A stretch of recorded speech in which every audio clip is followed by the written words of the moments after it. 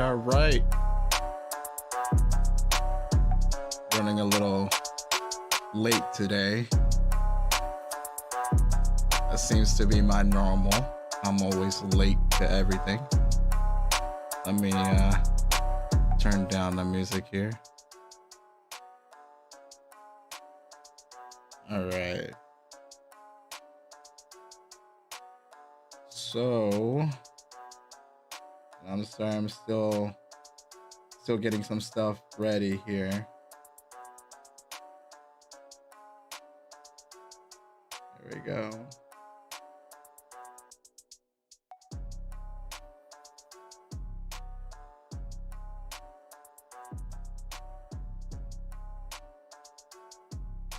All right, so hopefully all the issues that I had last week have been worked out, but we won't know, or at least I won't know for now.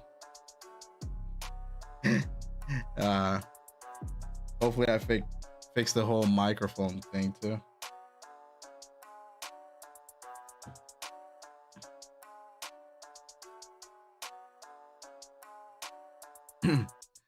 All right, so I covered a lot last week, and I think I'm gonna keep it a little bit shorter for this week. I wanted to cover a lot again, but you know what? Let me check to make sure that you guys can hear me. I know I can hear myself, and it looks on the panel over here that you guys should be hearing me. But I want to make sure.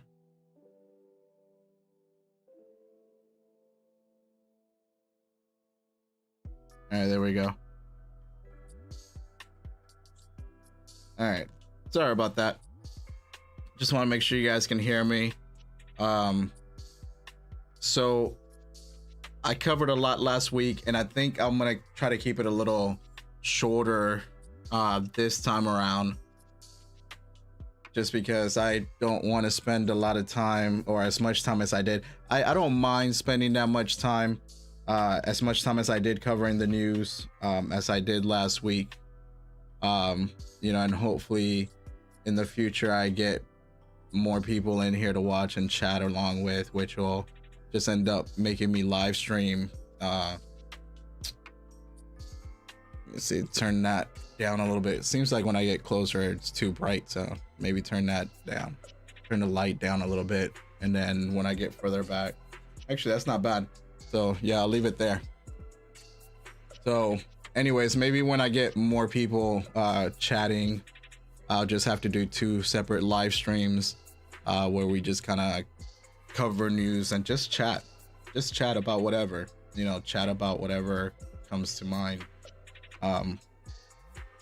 So anyways, so yeah, for this week I'm gonna cover again some gaming news. I'm gonna cover some entertainment news and some political stuff that kind of got put to my attention throughout the week. Sorry, just making sure that you guys can hear me again. So yeah, so I'm just gonna cover some of the same stuff like I did last week. Some gaming news, some entertainment stuff, and a little bit more political things that, like I said, just kind of I saw throughout the week, or trying to recap a little bit of what happened last week, or what I talked about last week. So yeah, I'll just start from there and then we'll move forward. Hopefully everything works out. So but let's just go ahead and get started. I'm not gonna be able to live stream as long as I thought today, because I have to be up really early tomorrow morning. So I'm probably just gonna live stream maybe, I think last week I went for like 4, maybe 5 hours. So I'm gonna try to keep it down to about maybe 2-3 hours this week, or at least tonight. So we'll go ahead and get started here. So again, like I said, I'm just gonna cover some of this stuff. I'm gonna start off with gaming news, and we'll go from there. I have this reverb that I still haven't been able to figure it out. I have dropped it down, but I still hear the reverb. It doesn't bother me as much as it was, because before it was like a 1 second delay, I still have the reverb in here, but it's not that bad. I'm just hoping that you guys aren't hearing the reverb. Yeah, and that's what I'm listening for, to make sure that you guys aren't listening or aren't hearing the reverb.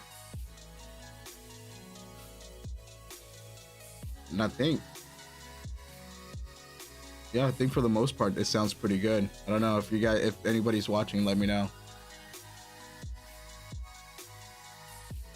Or if at any point some of the sound goes out, just let me know if anybody's watching. So again, I'll say it one more time. This week I'm gonna touch up on a couple stories from last week. I think maybe just 1 or 2 stories from last week. I'll be talking about restocks again for the PlayStation 5. And let me see, I think I have it all set up correctly here. So we'll go ahead and get started. And actually, you know what? Oh man, I have to refresh this page because I wanted to play something for you guys. There we go. And I don't want to deal with the ads. So we'll see. We'll see. There we go.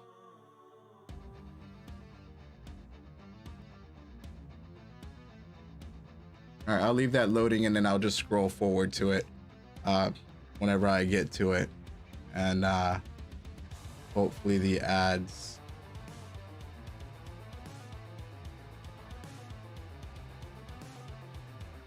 All right, to be honest with you, I don't even know if I can play this. Why am I getting all these pop-ups? Oh, I forgot to turn all this stuff up, make sure. Yeah, let me pause this. So I gotta pause some of my background tasks on my computer to make sure that they don't bother. Okay, there we go. I turned them off. Okay. So for this week, I'm gonna cover, again, like I was saying, a little bit of the gaming, some entertainment, and then some of the something a little bit more on the political side. Trying to fast forward on this one video to get to the point where I want to start playing it. There we go. And then I'm gonna pause it there. Back up a little bit. There we go. All right. And then hopefully I set everything up correctly for the audio so you guys can hear it as well. So let's go ahead and switch over to that. And I need to create that for next week. So, but I'll switch on my computer instead. Woo, where's my browser?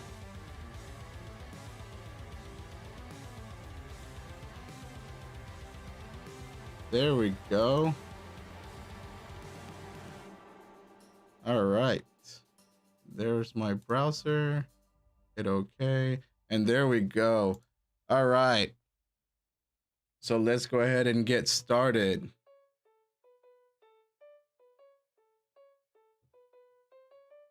So this week on gaming news, not really gaming news, but PlayStation news, because I've been keeping up with PlayStation news.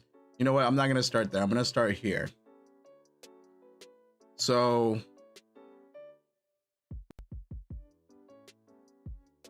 there we go. So Best Buy apparently released or had some PlayStations on sale this week on their website. And I've been talking a lot about the scalpers and how I hope people aren't buying their PlayStations from the scalpers, or and how the scalpers are just kind of jacking up the prices on not just PlayStations, but a lot of things, especially electronics. And it's probably going to get worse the closer we get to the holiday season.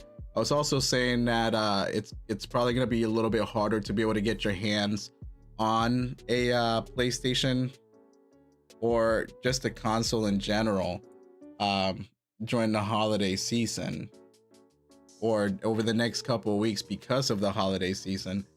So I'm just making sure my PlayStation doesn't turn off. but it's gonna be a little bit harder to get your hands on consoles this holiday season. Apparently the Xbox Series S hasn't been that hard, and some stores are still carrying them, and you're able to get your hands on that if that's what you're looking for. So if you're looking for an Xbox Series S, you know, some of the stores still have them and you're able to get them. But Best Buy this week put on their website, or a lot of people on their website, to go in and get PlayStations. But I guess their way to try to beat the scalpers in a way is to become a scalper. So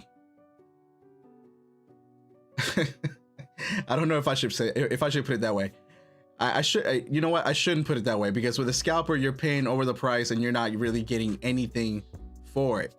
But the way that you could get a PlayStation this week on Best Buy was for you to become a Total Tech member, which, as you can see here, it costs $199 for their yearly membership.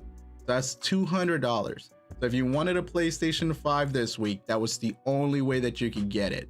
It was to become their Total Tech member and pay an extra $200. Now, I did read some of the benefits that are on here to become, you know, a member, and some of it is stuff that Best Buy has offered over the years, you know, like extended warranties and 24/7 Geek Squad support, and deliveries and setup and all that stuff for like TVs or any electronics or anything that you buy at the store. But I think they also, so 24 hours service, and it says on here that it's up to 24 months of product protection with an active membership. And the key word on here is up to 24 months of product protection, because I started to read you know, where is it? I started to read the terms and conditions to that, and that is all dependent on what you get. So it doesn't necessarily mean you will get 24 months, but it's dependent on on whatever it is that you get. And you have here to you also have here free delivery and standard installation, VIP access to dedicated phone and chat teams. But I will also say that something that's not really covered on here with the VIP access, it also gives you access to queues on their lines. So like if you go into a store, let's say they're going to be doing a Black Friday sale, and this is an example, so it's not 100% because it's not for everything, but let's say that you're gonna do you're gonna go to Black Friday, you're gonna camp out to try to get the PlayStation 5, your Xbox, or something on you know, maybe a TV or whatever, right? So from what I've read and a little bit that I've been able to gather, is that this also gives you a higher access in the queues. So if you're a Total Tech member, you will have earlier access and you'll be able to get into those queues a lot faster instead of standing in a long line. You know, I think what they've done in the past is they give you a ticket to, you know, depending on how many of that particular item, how many of one particular item or whatever item you're there for, and then you just come back and get it later. But the Total Tech passage, the Total Tech Pass or membership will supposedly, and I'm not 100% because I haven't been able to confirm it, but from what I've read on different websites and from what I've seen of people say, or what people have said, is that you do get faster queue, meaning as in if there's 10 people in front of you and none of them actually have the yearly membership, then technically you would be the first person to have access. So maybe that's a better way for you to go about getting your PlayStation. There are benefits to this. You know, like I said, you get product replacement, you know, up to 24 months. And again, that's dependent. So that's one thing that I see that is a benefit to this. Just because 9 times out of 10, depending on the price, if you're getting an extended warranty, you're going to be paying about $200 per item. And if this $200 a year gives you protection for that 1 year, or let's just say that you buy a brand new TV, $1,000 brand new TV, more than likely you're going to be paying at least $200 to $300, if not more, for an extended warranty for about 2 or 3 years. So even if you pay for this membership for 2 years and buy yourself a TV, buy yourself a monitor, buy yourself some other equipment or whatever, or some other electronics, you know, and they're giving you this warranty, then it's kind of worth it. You know, some of these other things on here, yeah, an extended 60-day return window. Again, there's certain conditions to that. Same thing with the free 2-day shipping. I think that's like every other item, it's free 2-day shipping. You know, the free delivery and then standard installation, yeah, that's cool, but how many people are really going to be buying? I mean, I guess if you're buying multiple things, but again, you know, every single one of these, as you can see, there's a little one on here that kind of tells you, hey, go down below and check what that one is. And there's some sort of catch to everything. Is it worth it? Maybe. I will give you this. I will give them this as well, that they also offer you Apple Care Plus. So in a way, if you have Apple products like your, I don't know, your iPads or phones, I don't know if that also extends to their computers. So maybe if it extends to the Macs or the laptops or anything like that, then you are also getting Apple Care Plus. But again, you know, there's little catches with every single one of these, and I didn't sit down and read every single term and condition for everything because it's a lot to read through, but do your research. But again, I guess this is the only way that Best Buy is trying to beat the scalper, or at least tried to beat the scalpers from being able to, you know, for people to be able to get PlayStations this week. And I went on their website when the PlayStations were released, and you were able to, I was actually able to put one in my cart, but did ask if I was a Total Tech member, and I'm not, so I couldn't get one. I personally don't see a reason for me to get Total Tech membership just to get a PlayStation 5. I'll be honest, my local Best Buy is just, I buy a lot of weird, you know, quirky things, electronics, like specifics when it comes to electronics. So I can't really get the, you know, a lot of the stuff that I want, I really can't get locally. I actually have to shop online. Sometimes I even have to shop, you know, on non-big party, you know, seller websites to be able to get some of the things that I need. So I as of right now, I'm not gonna say never, I'm gonna say as of right now, today, I personally do not need Total Tech. If this is something that you think you will need in the future and you will have in the future, then I say go for it, get it, and then, you know, buy your PlayStation, your Xbox, a TV, and everything else that you need. But make sure you read your terms. Make sure you read your terms to make sure that you're getting what you want. Also, moving on to Sony. So a few people got emails this week. I got this on an email, and then I'm bringing it up to the attention here because Sony is now allowing you to register to be able to buy a PS5 console. Now, I think this is the way that Sony should have gone since last year, when they started realizing they were going to have issues or chip shortages issues, because I believe they're now moving on to another manufacturer to help them manufacture chips so they can get more PlayStations out there.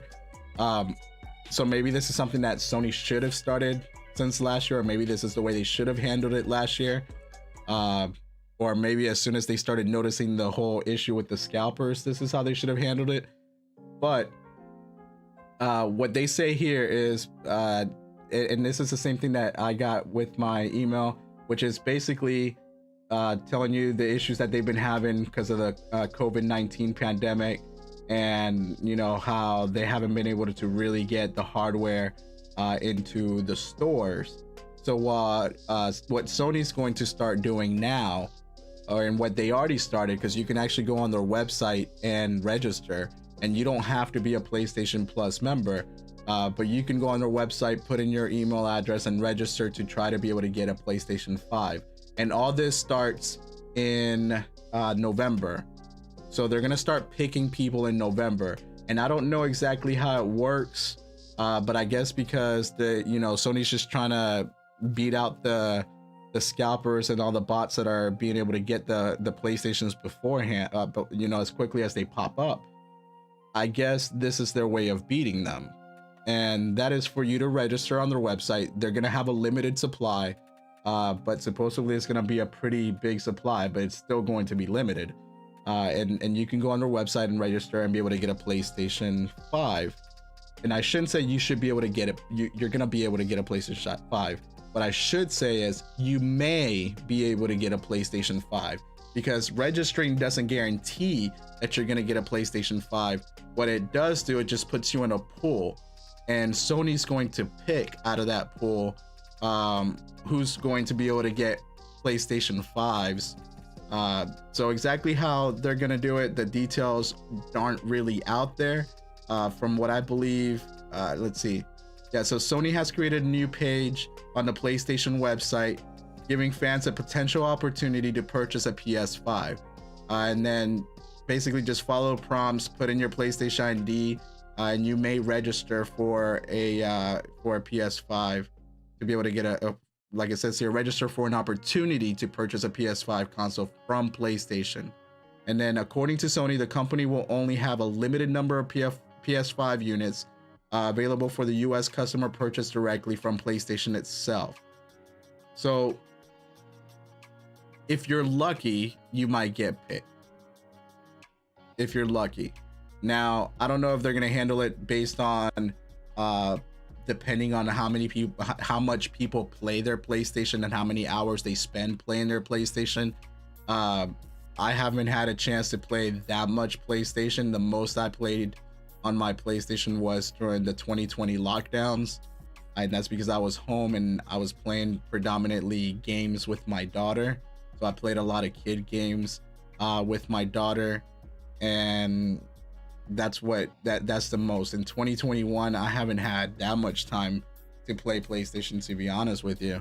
So, and I think the most time I've gotten is ever since I started this live stream to play some PS. So we'll see. So hopefully this will alleviate some of the issues, and some people will be able to get some PlayStation 5, some of the people that really want PlayStation 5s. Now, the email that I got was it did say something that this article does not mention, or at least I don't remember it being mentioned in this article, but it's limited. So once you get the email, you're on a time crunch. So they'll send you the email, you'll have a certain amount of time limit to be able to get the PlayStation. If you don't get the PlayStation during that time limit, then your time is up, you're done, you can't get the PlayStation, you're out of luck. They move on to the next. So I guess that's how it's gonna work. So if you get the email and you really want the PlayStation 5, make sure you get it within that time window. If not, you're not gonna be able to get it, at least not through Sony. You might get lucky during the holiday season and find one in stores, if the stores actually put them on the shelves, which I'm not sure if they're gonna do that, or if they're gonna even continue, or if they're going to continue just doing it online like they've been doing so far. So again, if you sign up for this, make sure that you pay attention to your emails starting in November. Pay attention to the email that you signed up with, and keep an eye out, because there is a time window to get the PlayStation 5. And I believe, if I'm not mistaken, I think this is a good thing. And I think, if I'm not mistaken myself, I think that this is what Sony should have been doing from the beginning. I know that Best Buy is trying with the whole Total Tech, but that's also hiding behind a $200 price hike up. And I know that I was saying with the whole Total Tech earlier of Best Buy, that you have a window that you can cancel Total Tech and get your money back. But if you buy the PlayStation 5 with it, I don't know if you'll be able to get your money back. Don't quote me on that. So I'm gonna reverse that, take it back. Don't quote me on that. I do not know. So I'm just putting it out there because I did read that you can cancel Total Tech within, I think it's a 60 days and get your money back if it's not something that you want. So don't quote me on get your PlayStation 5 and then cancel it, because I don't know if you're going to be able to do that. So I take it back and reverse it. All right. So I'm going to move on from here to another quick little story. And it's going to be on Ghostbusters. So I personally have been waiting for this movie. I completely disliked the 2016 version of Ghostbusters. Apologize about that.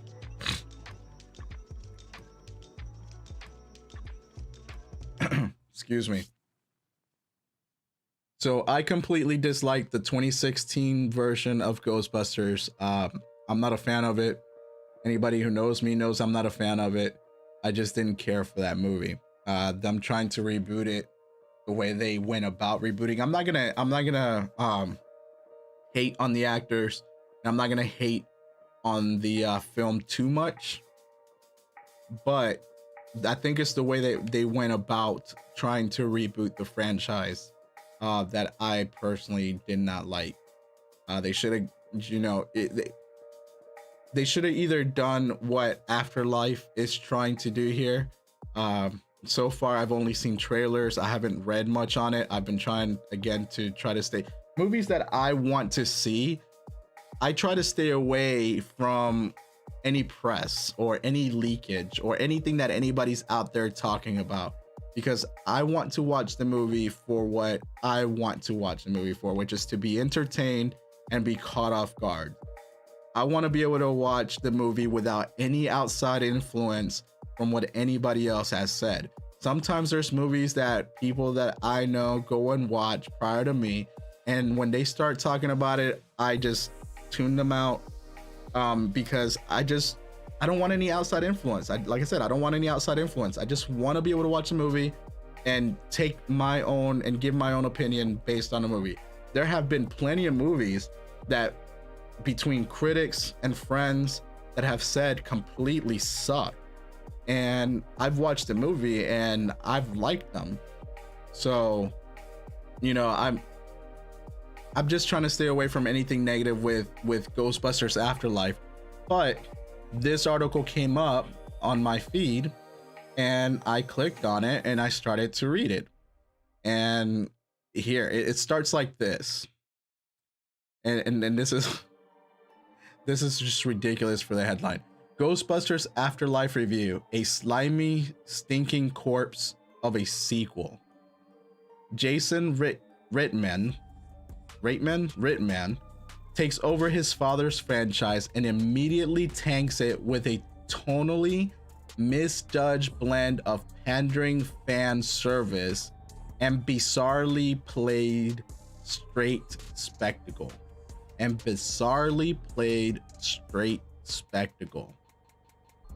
So what does that mean exactly? I mean, pandering fan service. It's literally what it says. Pandering fan service. Wouldn't you want to pander to the fans? Bizarrely played straight spectacle. What does that even mean? What does that even mean at all? I don't even understand that. Somebody please explain what that even means. I don't know. Is it because the movie's not woke?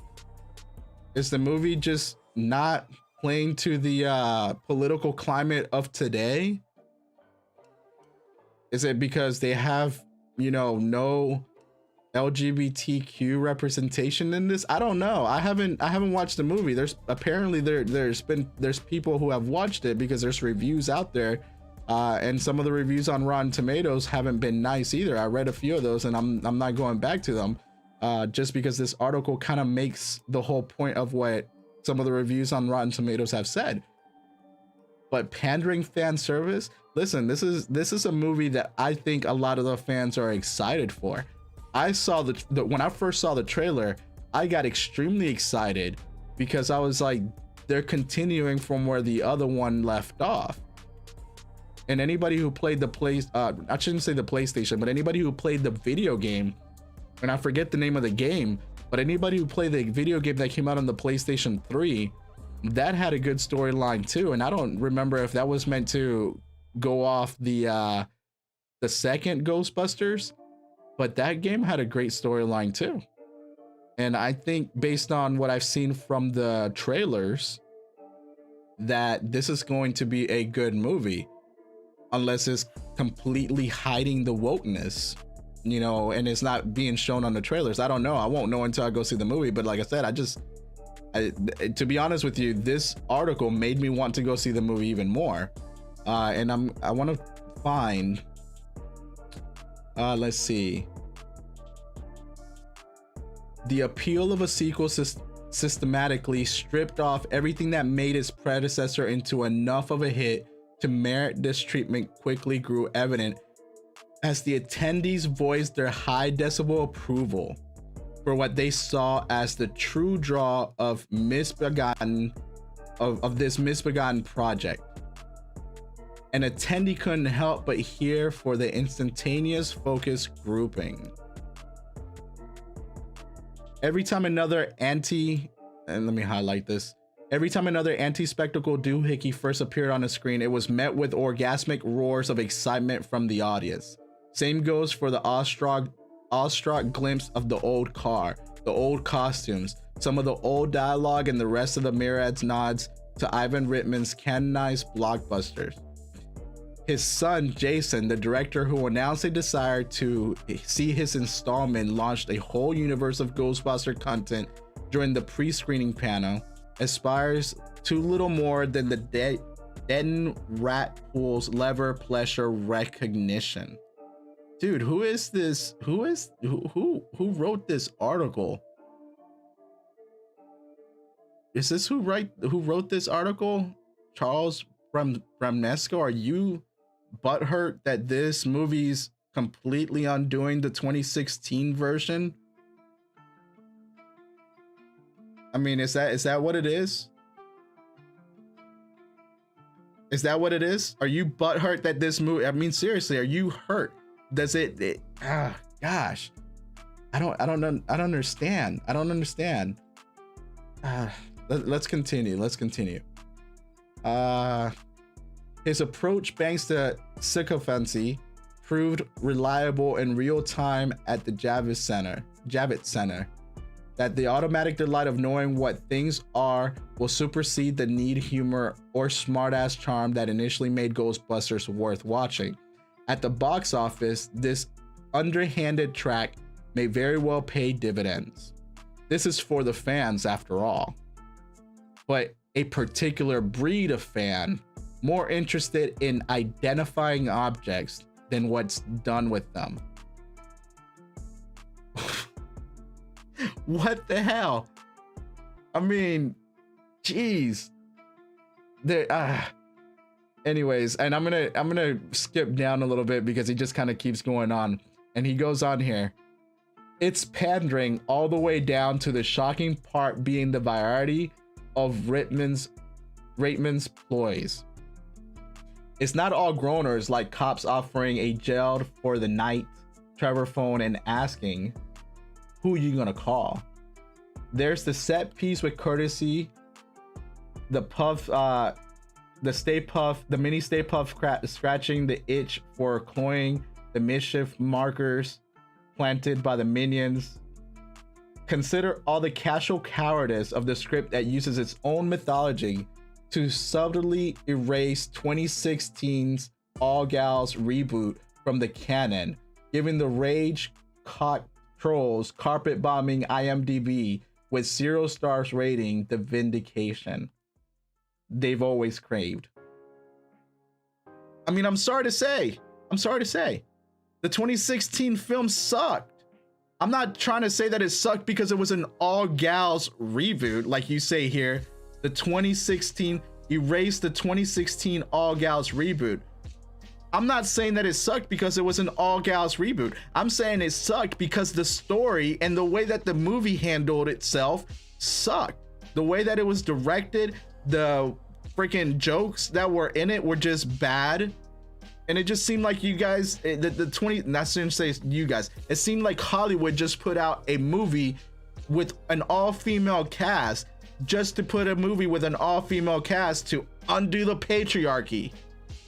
I mean, what does it freaking matter? Look, I'm sorry to say, this movie has a fan base, and that's the fan base that you want to see your movie. Just because you want to go down and undo the patriarchy or make an all-female cast movie, there's been plenty of all-female cast movies out there that have been good. It's just that, I'm sorry, most females don't go watch these movies. And it's not to say that it's because men are perverted so they can't, you know, they didn't like the cast of the movie. No, it's the movie sucked. The 2016 movie sucked. I'm sorry for the actors and actresses in that movie. And I'm sorry, I don't even know, can I even say actresses anymore? I'm sorry for the actors of that movie, but it was a bad movie. It just was. It was. I'm sorry. I'm sorry. It is. It is what it is. It's a very bad movie. At the end of the day, you want to make a movie that the fans want to watch. And the way that movie was promoted, and the way that movie, that even the actors that were in that movie, actresses, actors, I don't know, but even the way that they were going about that movie and the way that it was promoted, it was just bad. It was doomed to fail from the very beginning. You're gonna reboot a very beloved franchise from the 80s that and completely try to undo everything that the movie did. Now, is this movie probably for nostalgic reasonings? Yeah, most of the people who are gonna go see this are gonna be in the late 30s, mid to late 30s, if not older. I don't think any 20-year-old, unless they grew up watching Ghostbusters, you know, because I grew up watching Ghostbusters, the real Ghostbusters cartoon too.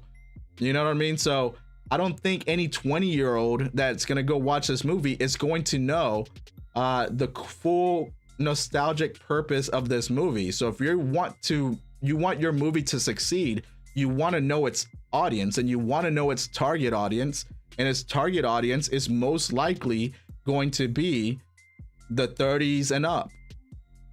You know, people who are in their 30s or and up, and hopefully bring in some people in their 20s. My daughter loves Ghostbusters. We're actually gonna sit down and watch Ghostbusters 1 and 2 before we go watch this movie, because it's been a while since she's seen Ghostbusters, but she loves Ghostbusters, and anytime she sees anything Ghostbusters, she goes crazy for it. And when she saw this trailer, she went crazy for it and wanted to see it. Now, does she remember the first time she watched Ghostbusters? Most likely not. She was probably 3 years old the first time she watched it, and she still remembers some of the movie. You know, every once in a while I put on the TV shows for her, the cartoon series for her to watch. So at the end of the day, look, if you're hurt that you love the 2016 movie, the 2016 movie sucked, and you sitting here saying that this is just pandering to the fans, well, guess what? That's what the movie needs to do. It needs to pander to the fans so it can succeed. If not, the movie will fail like the 2016 movie failed. So is this giving vindication, like you say here, vindication to the what was it that you the giving the rage choked trolls carpet bobbing IMDb with 0 stars rating the vindication that they've always craved? Sorry, the 2016 movie sucked. I'm just gonna say it again. And I'm pretty sure anybody who watched the 2016 version and was a fan of the Ghostbusters original version can't believe that ever came out. Now, if it was something that was put out in order to try to keep the franchise in the hands of the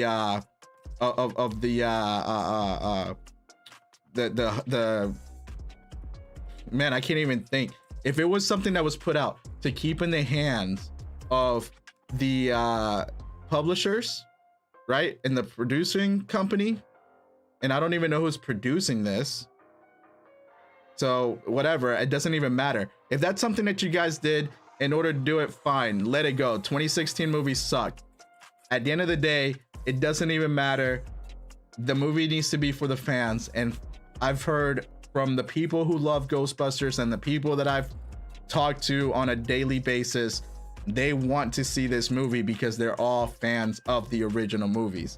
It is what it is. I know people don't like Ghostbusters 2 that much. They say it wasn't the best one, and it's kind of true. It wasn't the best one, but you couldn't really outdo the original, or could you? Either way, it's still a beloved franchise. It's still a beloved franchise. I wish that they would come out with nice new cartoons so my daughter can watch it. But at the end of the day, look, I'm gonna leave it there because this is ridiculous. Whoever wrote this, which I want to say it's this person here, Charles Bramesco. If I'm wrong, correct me, let me know in the chat. But if he wrote this, he's just, or he, she, they, them, whoever, right? They're just butthurt that people didn't like the 2016 version. That's all it is. This article guarantees that I will go watch this movie on opening weekend at the theaters. Just this article alone. I don't care anything else. This article alone guarantees that I'm gonna watch this on opening weekend. If you're gonna watch this on opening weekend, let me know in the chat.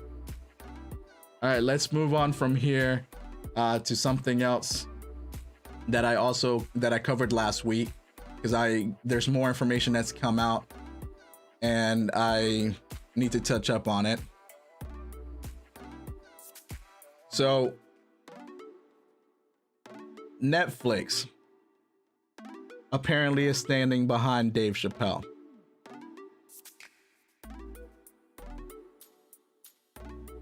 So Netflix is standing behind Dave Chappelle. Apparently this week, let me get a drink, I'm sorry. So this week there was an uproar from the LGBTQ community, LGBTQ plus, I don't know, but there was an uproar because of the jokes that Dave Chappelle did in his latest special. And I promise I'm gonna watch it here pretty soon. I haven't watched it yet. I've only seen some clips and they're hilarious, but I do need to sit down and watch it because I like Dave Chappelle, and maybe I shouldn't be covering this because I still haven't watched it, but knowing how I deal with comedy, I'm pretty sure I'm gonna enjoy it. Are there gonna be some of those moments like, oh, you shouldn't have said that? Most likely. But at the end of the day, I'm also gonna say, like, that was funny. That was hilarious. It is what it is, people. It is what it is. Funny, funny, funny.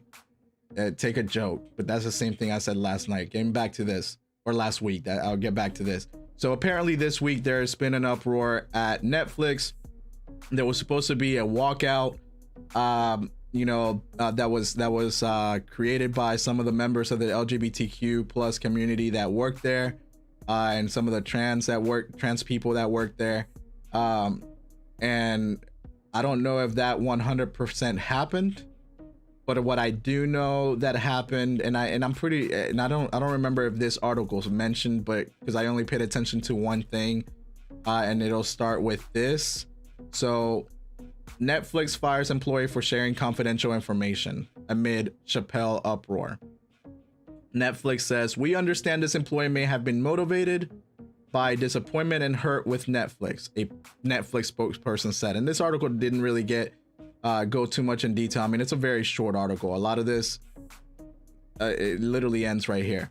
So, and I read a couple other articles and I don't remember, but I think one of the articles said it was a member of the trans community, of the transgender community. I don't know if you can say trans anymore, but a member of the transgender community. But the employee, see here, the employee apparently shared information outside of the company related to Dave Chappelle's new special, And one of the other articles said it was that they shared some of the information from the CEO as well. So the news comes 5 days before the planned employee walkout. So there was a walkout. Yeah, so there was a walkout plan, or there is a walkout plan. So the walkout hasn't happened, I guess. Which here says, which GLAAD and other LGBTQ advocacy groups have criticized as transphobic. The company spokesperson did not identify the employee. We understand this employee may have been motivated by disappointment and hurt with Netflix, the spokesperson said in a statement, but maintaining a culture of trust and transparency is core to our company. The confidential information appeared on Bloomberg's article about Chappelle's backlash, published Wednesday. The news of the employee termination was first reported by The Verge. Netflix internal practices and policies states that employees are entrusted with information that is not publicly known and should not be shared outside the company. And that's with any company that you work for. There's always internal memos and internal, policies and procedures and all those other things that are never to be shared outside of the company. So the streamer, which the streamer's Netflix, has faced intense public furor in the last week over Chappelle's special, The Closer. Yes. Excuse me. So I need to watch it. I'm sorry, Dave, I still haven't watched it. I will watch it over the next couple of days, definitely before Friday. It's just that I can't really watch your specials with my daughter because I tried watching one with her when she was younger and she has questions.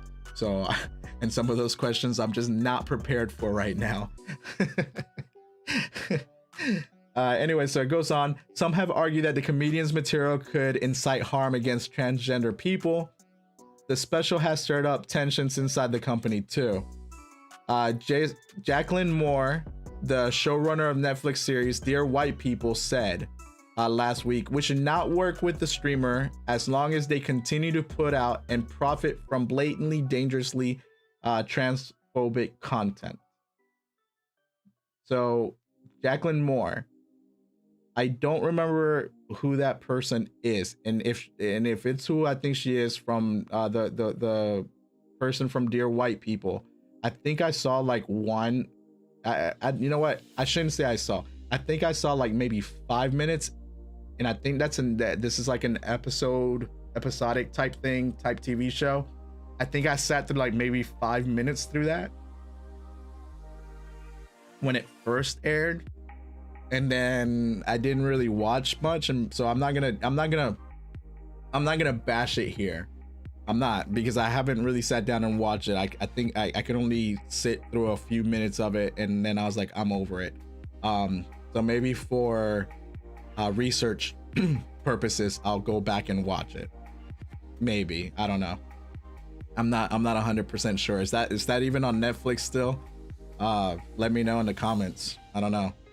But anyways, at the end of the day, it doesn't really matter. As long as they Dear White People, Jacqueline Moore says, as long as they continue to put out and profit from blatantly and dangerously transphobic content, that they shouldn't work with them. Then don't work with them. Go work with a company that wants to put out your content. Go work with a company that only wants to put out your content, and that's it. That's what I'm gonna say. If you don't want to work with them, why? I mean, the best way that you can undo a company, right, is to not support them. So if you don't want to work with Netflix, then don't work with them. Go find another company that will, put your content to be watched. And I'm sorry, but Netflix is as big as it is.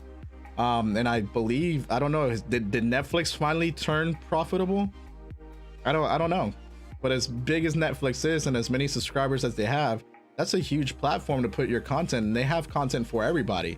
It doesn't matter what race, gender, or what you are, or what you identify. There's a lot of content on there for you. I've seen some stuff on there that normally, and I'm not gonna say the names of shows here, and I should say the names of shows, but it's predominantly because I don't remember them. But there was a show that I watched a while back ago that I thought was pretty good, and it got canceled after one season, but it had to deal with a did it get canceled after one season, or did I just stop watching it after one season?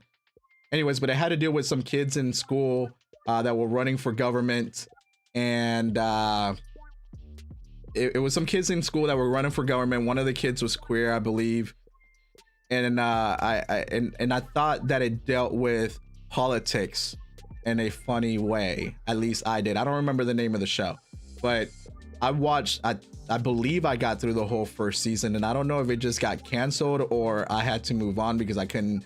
I don't really get that much time to watch TV, and I just started watching something else. You know, like right now I'm watching Turner and Hooch on Disney Plus. By the way, good going, Disney Plus on that TV show so far. I am enjoying it. It is a good TV show, plays homage to the original movie, and I normally don't get into TV shows, but I guess you're playing on my nostalgia because I also like the movie Turner and Hooch. So far I'm okay with that TV show. It's good, family, fun, friendly. Some of the action sequences are actually pretty good. I'll be honest with you, I put on the surround sound when I watch that TV show. So, and like I said, it's good, family, friendly, fun. So if anybody hasn't watched that, Turner and Hooch, go watch it. It's on Disney Plus. Anyways, going back to Dave Chappelle, because I keep getting sidetracked. At the end of the day, look, if you don't want to work for Netflix, don't work for Netflix. Walk out. If you don't want to watch and support Netflix because they support Dave Chappelle, then don't, you know, put your content on Netflix. Take it off. Is anybody still watching Dear White People anyways? Does it really matter? You know, and I'm sorry if you are hurt because of some of the comments that Dave Chappelle made and some of the jokes. And I shouldn't say comments, some of the jokes, because that's what they are, jokes. Sorry that you were hurt, but grow some thick skin. And I think I said that last week. Grow some thick skin. A joke's a joke. You know, learn how to take a joke. And if I'm not mistaken, I believe one of Dave Chappelle's good friends was part of the LGBTQ community. I would have to do some research, but they were either gay or they were trans themselves. And they were good friends with Dave Chappelle. So, you know, I'm going to leave it there. You know, I said some things on here. If you guys need to correct me in the chat and let me know. But I'm going to move on from here. Good for you, Netflix, for standing up and standing with Dave Chappelle. And this person who leaked all this information just because they were mad. It's ridiculous. You know, it is what it is. It's ridiculous. So anyways, so I'm gonna finish this. Well, let me finish this. Netflix has declined to comment on the uproar, although the CEO Ted Sarandos has reportedly defended Chappelle's creative freedom and told employees the company would not remove the closure from its service. We work hard to support creative freedoms, and even this means there will always be content on Netflix some people believe is harmful. Sarandos said on October 8th, memo to the staff, which was obtained by The Verge. So the person who leaked this information, it's ridiculous. It's very childish. You obviously cannot work in a workplace environment with difference of opinions, which we all have. So if you can't work with differences of opinions, I feel totally sorry for you. And I don't mean that I feel actually sorry for you. I mean that you literally cannot work in the workplace, because if you can't handle a difference of opinion and this is how you're gonna act, well then I'm sorry for you. I'm sorry. You just cannot handle the world. Or maybe your parents didn't raise you right. I don't know. Or maybe you just decided to outspeak against your parents and didn't learn how to properly communicate. And that's something that we all need to learn, is learn how to communicate with each other and learn how to understand each other and understand what we're all trying to say to each other. So, you know, learn how to listen. Learn how to listen. So I'll leave that there. Let me know in the comments what you think. So moving on to the next one, and let me take a drink. You know what? I'm gonna hold off on this one. I'm gonna move this one down a little bit. So I'm gonna move on to this one. because that's also something that I was talking about last week, and I want to come back to that, and I'm probably gonna, and I want to end it with something different.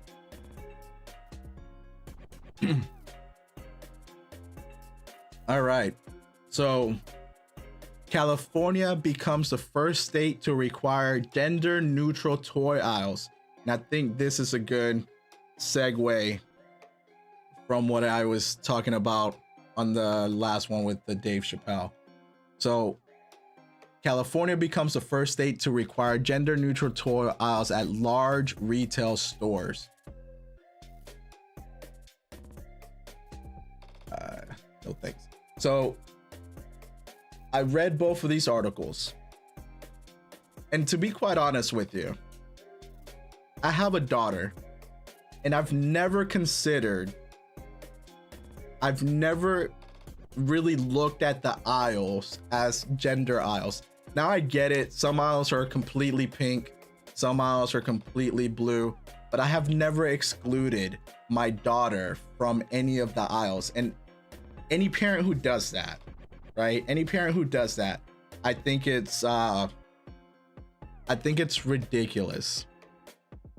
I think it's ridiculous. Now, granted, I get it. You don't want boys to play with dolls, and you may not want your daughters to play with cars or whatever. I don't know, because, you know, Legos are both girl and boys, and they have different kinds. So I kind of get it. I kind of get the idea that you don't want boys maybe playing with dolls. I kind of get that idea. But I remember when I was younger, and if anybody knows this, let me know in the chat. There was a music video, and I don't remember who the music video is by. I don't remember what the song is, but I think it was a music video where the little boy was always playing with dolls and always wanted to play with dolls, and the dad's always taking him away, telling him no, kind of telling him to play with the action figures. And anyways, so to really quickly get to it, so the video is basically the boy playing with dolls the whole entire time, wanting to play with dolls. And I don't think it's the whole entire video, but this is what I remember from it. And the dad's always taking him away and giving him action figures and giving him action figures. And towards the end of the video, or halfway through the video, the little boy is shown him imagining as he's older, maybe in his 20s or teens or whatever, right? And the reason why the little boy always played with dolls is because he was always imagining himself with those dolls, and the dolls were like sexy supermodels into him, and he played with the dolls, at least it's insinuated in the video. And then the dad is always it's playing with the action figures, the boy dolls, right? And they show the dad with the men at the end of the video. I don't remember the name of the song, if that's even a song, or where I got this from. If anybody knows, let me know in the chat. But I don't remember. If you know, let me know. So I'm gonna go back to the article. But at the end of the day, I don't think I've ever secluded my daughter and told her, no, you can't go down certain aisles. And I also, when you know what, when I used to watch my little brother, I don't think I ever secluded him from any of the aisles either. So I don't know. I don't know. But either way, this is basically saying that, let me go back to this one, because this is a shorter article and it's a lot easier for me to get through. So, and it's not a bad, it is and it isn't, okay? Because what this is saying is that here we go. California has become, and I'm just gonna read it. California has become the first state to say large department stores must display products like toys and toothbrushes in gender neutral ways, which is a win for LGBT advocates who say the pink and blue hues of traditional marketing methods pressure children to conform to gender stereotypes. I don't know. I don't know if that's true. I don't really know if that's true. I mean, I guess if you think of it that way, then true. but my daughter plays with Hot Wheel cars as much as she plays with Barbies. You know, and she's now playing with Beyblades. You know, she came home from school. I guess some of the friends at school have Beyblades, and she plays with both boys and girls, you know, at school. And I guess some of the boys are playing with Beyblades, and she wants to battle Beyblades. So she came home asking for Beyblades, and she's finally started watching the original Beyblade TV series, and she got into it. So, but anyways, I've never stopped her from going down an aisle and getting a Hot Wheels car or now a Beyblade. So anyways, the new law signed by Democratic Governor Gavin Newsom, how the heck is he still in office in California? I don't know. Does not outlaw traditional boys and girls sections at department stores. So I want to make sure that it does not outlaw the traditional boys and girls section. So the sections will still be there. Instead, it says large stores must also have a gender neutral section to display a reasonable selection of items, regardless of whether they have been traditionally marketed for either girls or for boys. That does not include clothes. The law only applies to toys and childcare items, which include hygiene and teething products. And it applies only to stores with at least 500 employees or more. So small businesses are exempt from this. So I don't know. I don't know how you guys feel about this. I really, I mean, at the end of the day, I've never stopped my child from getting the toy they wanted. I mean, I get it. If I have a girl, so it's probably a little bit different than if I had a boy. Now, you know, when I used to do things with my little brother, I used to get stuff from the quote unquote boy aisle or the blue aisles of the store, but that's just because that was what I was into. So I, you know, if I was going to play with him, that's what we were gonna play with. And you know, whatever toys, which was either a Nerf gun, some Hot Wheels, some rockets, or something that, you know, I could basically hurt him with.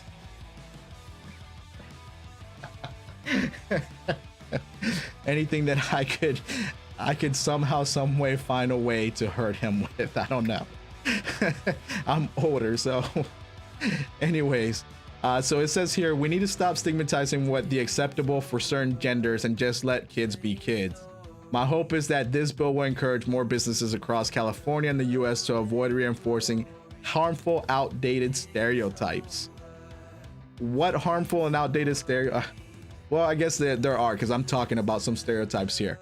But at the end of the day, it doesn't really matter. Like I was talking about that music video at the beginning, right? If anybody knows that music video, put it in the comments. But like I was talking about that music video, hey, if your kid, if your boy, if you don't care for your boys to play with dolls, and your boy is suddenly playing with dolls, find out why. Find out why. For all you know, he may be fantasizing that he's with those dolls. He may be fantasizing that those dolls are his girlfriend. And in that case, if you don't have a problem, then let him play with dolls. Doesn't necessarily mean that he's gonna turn gay or, you know, trans or whatever other gender there is out there. That's not what it necessarily means. It just means that, hey, he's imagining himself with those dolls, or that those dolls are girls and they're his girlfriend. That could be it. But I'm not gonna say it is, because there could be other things. So again, I personally don't have a problem with this. I really don't care. It's not something that I care about, as far as like, you know, changing the aisles.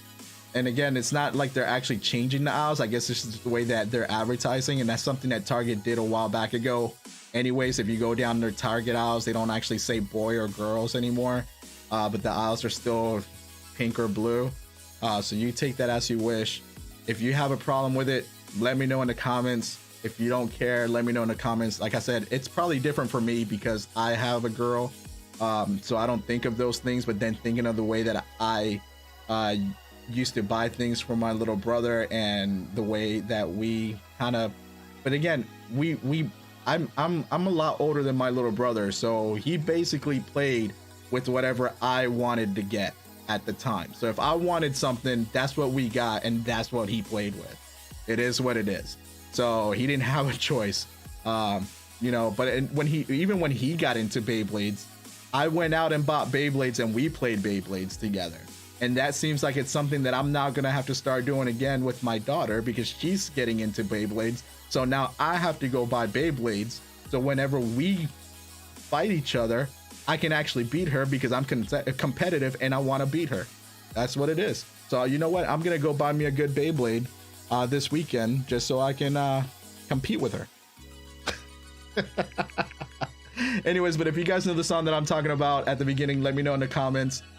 I don't remember it, but if you do and you know exactly what I'm saying, put it in the comments and let me know. If you care about this and if it matters to you, you know, let me know why it matters to you and let me know your reasoning behind it.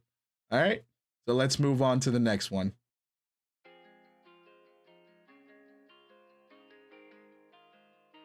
All right, let me check here real quick.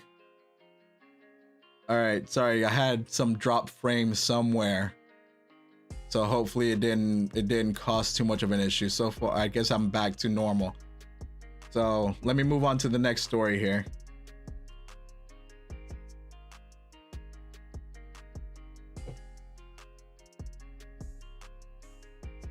All right. So this is something that I was talking about last week, and it's the border crisis. And this was published on October 8th, which was the same night that I did my live stream and I covered the border crisis and some of the issues that are going on down there. If you want to watch that, there's a recap on my YouTube channel, and you can go back and watch that, because I don't want to go too long on this. I'm going over the time that I thought I was going to put into the last couple of stories that I've covered. But if you want to watch what I said about the border last week, go to my YouTube channel, and there's a video on there about the border from October 8th, which I believe that, yeah, last Friday, that's when I did my news recap. So President Biden and the media, for the most part, has been saying ever since President Biden got into office that there is no problem at the border. There is no problem at the border at all. Everything's fine. But all we, you know, at least for people who follow the news, and I keep up with a lot of what's going on the border, because that's something that I'm interested in. I want to know what's going on down there. You know, I know the news isn't covering anymore the kids being put in cages, and I'm going to keep repeating it as much as I can to keep people aware so they don't forget that Biden is putting kids in cages again. So anybody who, you know, didn't like it when Trump did it, they shouldn't be okay with it now, and they should be saying. But I'm going to not go too deep into that, but I'm going to say it again. Biden is putting kids in cages. So here we have video footage that shows suspected cartel members firing multiple rounds across the border into the United States. Fox News' Bill Milligan and his crew captured the gunfire on camera Thursday night from Roma, Texas, and says Texas National Guard soldiers stationed at the border have witnessed many cartel gunfights in the area. Now, in a minute, I'm gonna play some of this video, and I fast forwarded to an area that starts talking about the border crisis and the gunfire, and because I'm sticking to that because there's more prior to the video, and it talks about illegal immigration and people coming in on boats, and how the National Guard is dealing with it, and how ICE is dealing with it. I fast forward that because it's a very long video. I think it's like a 5-minute video, and I don't want to play the whole 5 minutes. And hopefully I don't, you know, hopefully I'm able to play it, and then you guys can hear it. And I'm gonna double check to make sure that you guys can hear it.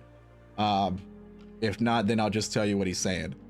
But Meljun has Malugan has witnessed the gunfire firsthand, calling it remarkable Friday as America's newsroom. He said the National Guard members weren't sure whether it was a cartel shootout or just an intimidation tactic.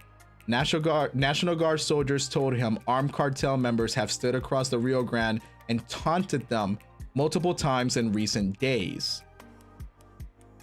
So all this is happening in Roma, Texas. Okay. And this is what I was saying last week. The issues at the border right now are all on the eastern side of the border. And when Kamala Harris went to the border, and I didn't have this article last week because I didn't remember, because this happened in June. When Kamala Harris went to 6 months after being in the president as vice president, when she went to the border to address the border issues, and the only reason I believe she went was because Trump announced it, because people were hounding her and asking her about when is she going to go to the border to address the issues. When she went, Harris toured the border patrol facilities in El Paso, Texas. Now, I want to show you, and I'm going to open this here, Roma, Texas. Now I'm going to open this here. So here we are in maps. Here's Roma, Texas, right? Yes. So here's Roma, Texas. This is where a lot of the issues have been happening, right? A lot of the most recent issues have been happening. Now, I want you to look, right? Because where's El Paso? Somewhere around here. Let me see. Let me zoom in. I know El Paso's, there we go. So there's El Paso, which is right at the border with New Mexico. And that's where I said she went. I said she went to New Mexico. So this is where she went. El Paso has had a border for years.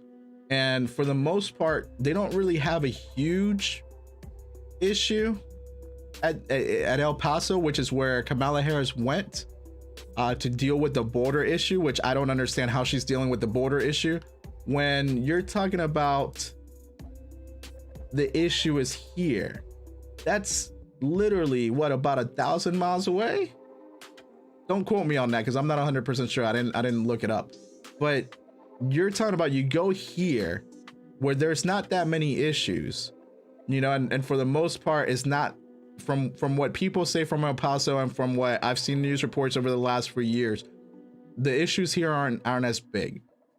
A lot of the issues are happening here, but yet you go to El Paso to deal with a border issue instead of going to the heart of the problem. So I'm going to leave that there. I'm not going to go too much farther into the whole Kamala Harris. Biden presidency is just not doing a good job.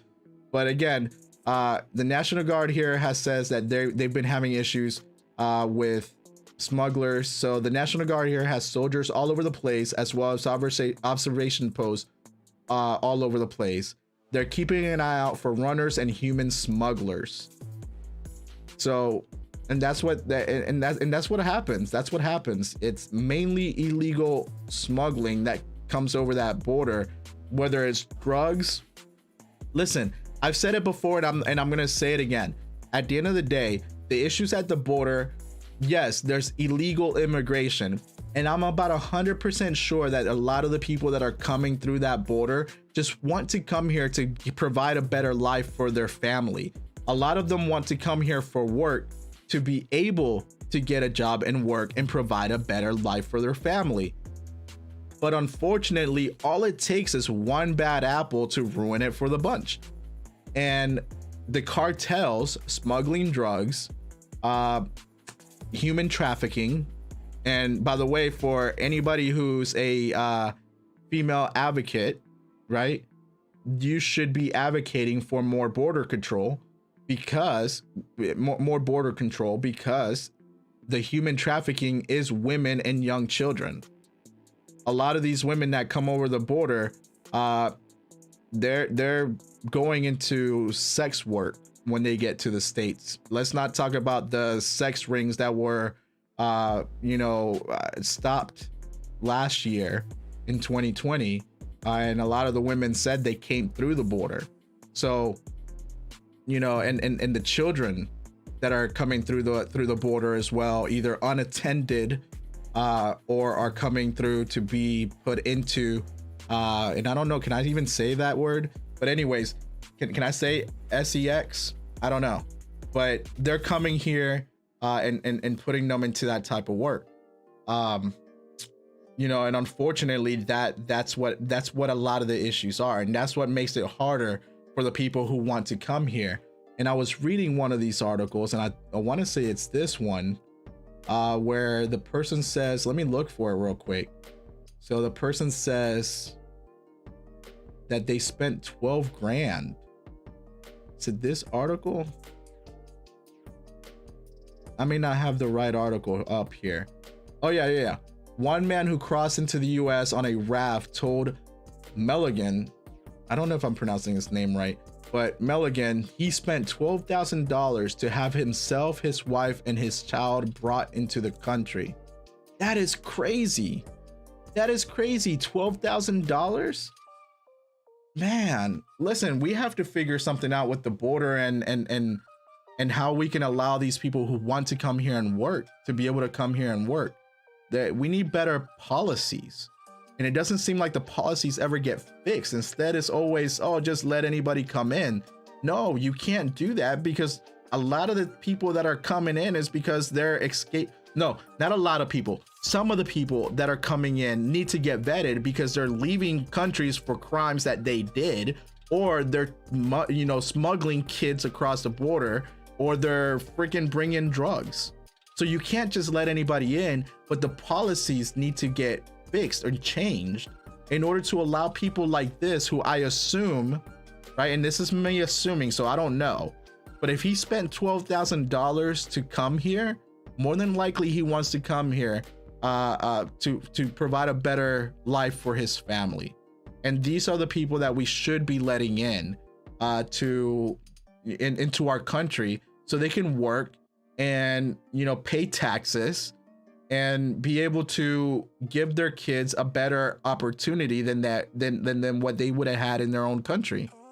So people like this person here should be eligible to come in if, and again, I'm assuming if he's truly here to work and provide economic growth for our economy and to provide a better life for his family. So anyways, I'm gonna play this video, hopefully.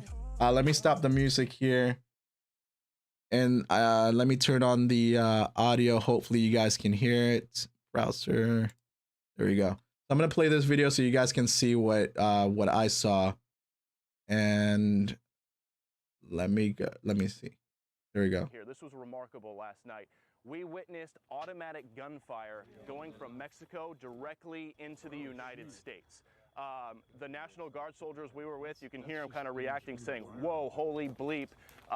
They say this is suspected cartel gunfire going indiscriminately directly into the United States. They said it was going above one of their observation posts, kind of near the border wall, but incredibly rare to actually see direct gunfire from a machine gun going into the U.S. like that. This was the second volley. I didn't get my phone out in time for the first volley, but pretty wild to see that. And to wrap it up here, the National Guard soldiers told us multiple times in recent days, armed cartel members with AK-47s have stood on the opposite side of the Rio Grande from them and have taunted them, have racked the slides on their guns, and have yelled to them in Spanish that, oh, we should just shoot you soldiers. So tensions here along the Rio Grande, along the border, obviously going up, and that cartel activity in the city behind us, it's still there. We'll send it back to you. Wow. All right, so let me make sure you guys can hear me still. Okay, so you can, and I'll turn on the music again here and mute the browser to make sure to say some final words here. So if you saw that footage, I mean, it's not a lot of, you know, it's not a long video. I didn't want to play the whole thing. And I encourage for anybody who wants to go watch this, just go on your browser and type in Fox News captures cartel gunfire into U.S. So just type that into your browser and it'll come up. But again, you saw that, and that's not new. That's nothing new. The cartel taunting, I mean, it's getting ridiculous. They're getting before they wouldn't have done that, and now they're, you know, thinking that based on what's going on in the United States and the fact that our presidency and our current administration doesn't support you know, the border, that they can do things like that, and they will, and they'll continue doing things like that because our administration thinks, or I shouldn't say they think, I believe that our administration thinks that our border patrol officers are a joke. And, you know, since our own presidency and the administration doesn't respect our ICE agents, and I'm not saying that all of them are good, I'm not saying that all of them are bad. You know, every single organization has bad apples, you know, and some organizations more than others, because I'm gonna get here into organizations in a second. But at the end of the day, our administration doesn't, you know, their border policies are ridiculous. We didn't have issues like this, or in the issues that we did have during the Trump presidency, they kind of subsided, you know, during his presidency. And now here we are, not even a year into the Biden presidency, and the issues that he's created over, you know, his over what he has said about open borders practically for the last 2 years while he was campaigning. And now here we are, that the cartel is literally threatening to shoot our National Guard that are at the border trying to help out. And by the way, if you believe in open borders, why do we have the National Guard down there anyways? Just let ICE do their job. They won't be able to you know, stop everybody. So why do we even have the National Guard down there? But that's a different story for a different day. So I'm gonna leave that there. Let me know in the comments what you think, and then you know, we'll move on from here. So I'll leave my thoughts there.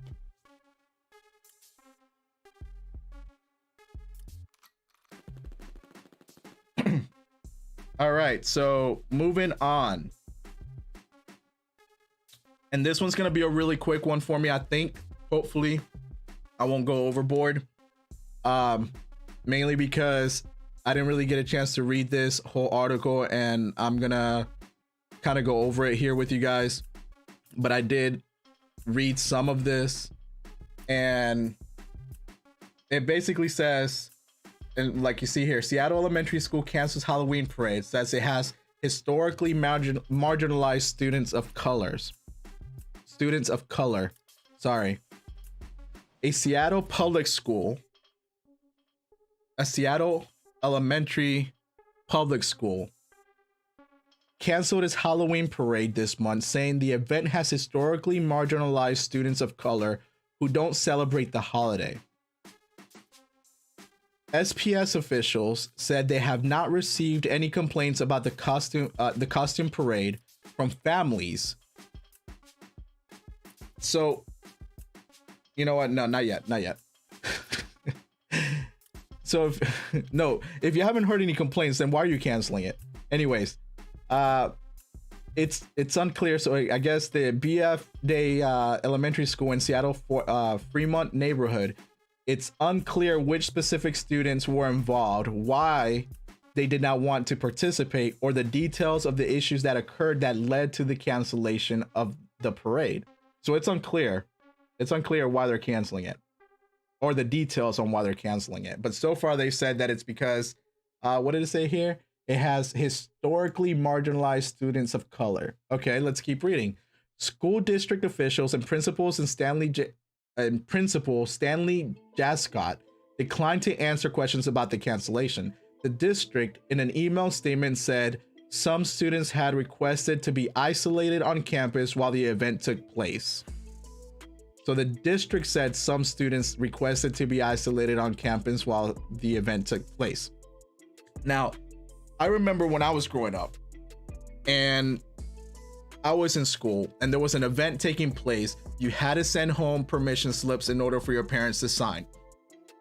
Your parents didn't sign, you didn't get to participate in those events, whether it was a school field trip, or an in-house school event, or whether it was to watch a movie that was PG-13, you actually PG or PG-13, and your parents didn't sign those signatures, then you were put in another room while that event took place, and you got to watch a rated G movie. Or 9 times out of 10, if you were like me and you didn't do your schoolwork, your teacher would give you makeup work to do, and then you would have to do it. I mean, I didn't do it, but I'm just saying you would have to do it. I sometimes I did. I don't know. It just depended. But either way, at the end of the day, you got put in a separate room, and you either got to chill for the day and watch a G movie, play some Uno, or play some board games. At least when I was in elementary school, that's the way it was. Actually, I think that's the way it was all the way until I graduated. So if I remember correctly, there were plenty of times where I played Uno. You know, when I used to be a bad kid, my mom would not allow me to go to certain events after, you know, either for getting bad grades or if I misbehaved in the house. There were a couple field trips I was not allowed to go because of that. Now, whether it was because of that or because we just didn't have the money to go, I don't know. But I'm going to toss it up to the whole because I was a bad kid. And even at that, I don't think I was that bad, but definitely not as bad as some of these kids today. Either way, you're talking about kids in elementary school, and everybody should be able to participate. And at the end of the day, even if it's, you know, some students requested to be isolated, why did they request to be isolated? Is it because they don't have money to be able to buy costumes? You know, at the end of the day, I didn't have money to buy costumes sometimes, and when my daughter was first born, we didn't have money to buy costumes either, and we made our costumes, and that was some of the best fun we had. And if it's because the kids can't make costumes with their parents, for whatever parental reasons there may be, because their parents may not be involved in their life, I'm not sure, and that means a lot of things. You take that as you wish. Then maybe the school should do something about it and say, hey, we're gonna have costume party making day, and every kid will wear whatever costume they make at school in order to include all kids. I mean, I don't know if this school is giving out free candy or what, but if they are, every kid should be included. Doesn't matter. Every kid should be included. How does Halloween marginalize students of color? If the school does something and they want to include every single kid, even if that kid does not have a parent at home that cares about them, the school should, at the bare minimum, say, we're going to do this for all the kids, and you can only wear whatever you make in the class and whatever we make in the class together, to include every single child. I don't think you should be canceling the parade or the school Halloween activities because some kids feel marginalized. And if they feel marginalized, then that should tell you something about your school district and something that should change, or something about your school and something that should change. And I'm not talking about implementing CRT. What I'm saying is figure out a way to include every single child and not make them feel like they have to spend money on their Halloween costume. You know, that's just the way it is. At the end of the day, figure out a way to include every single child, and there's plenty of ways you could do that. I mean, at the bare minimum, you could literally make paper. It's a freaking elementary school, for God's sake. So you can literally make paper masks that kids get to wear in class.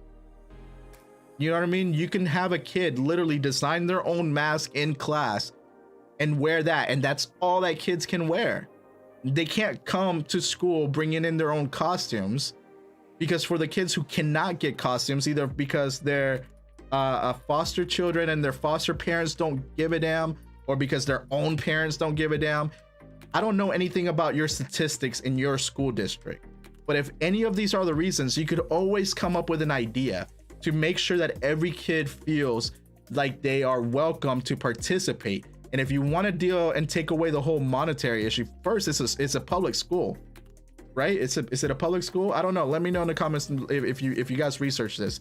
But if you go deeper into research than what I did here, I didn't want to go too far into this.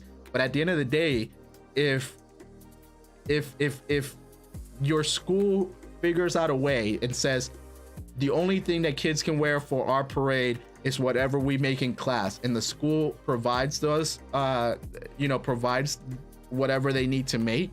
I mean, at the end of the day, it could just literally be a freaking paper face mask for every single kid and some crayons, and have them design whatever, and a pair of scissors, right?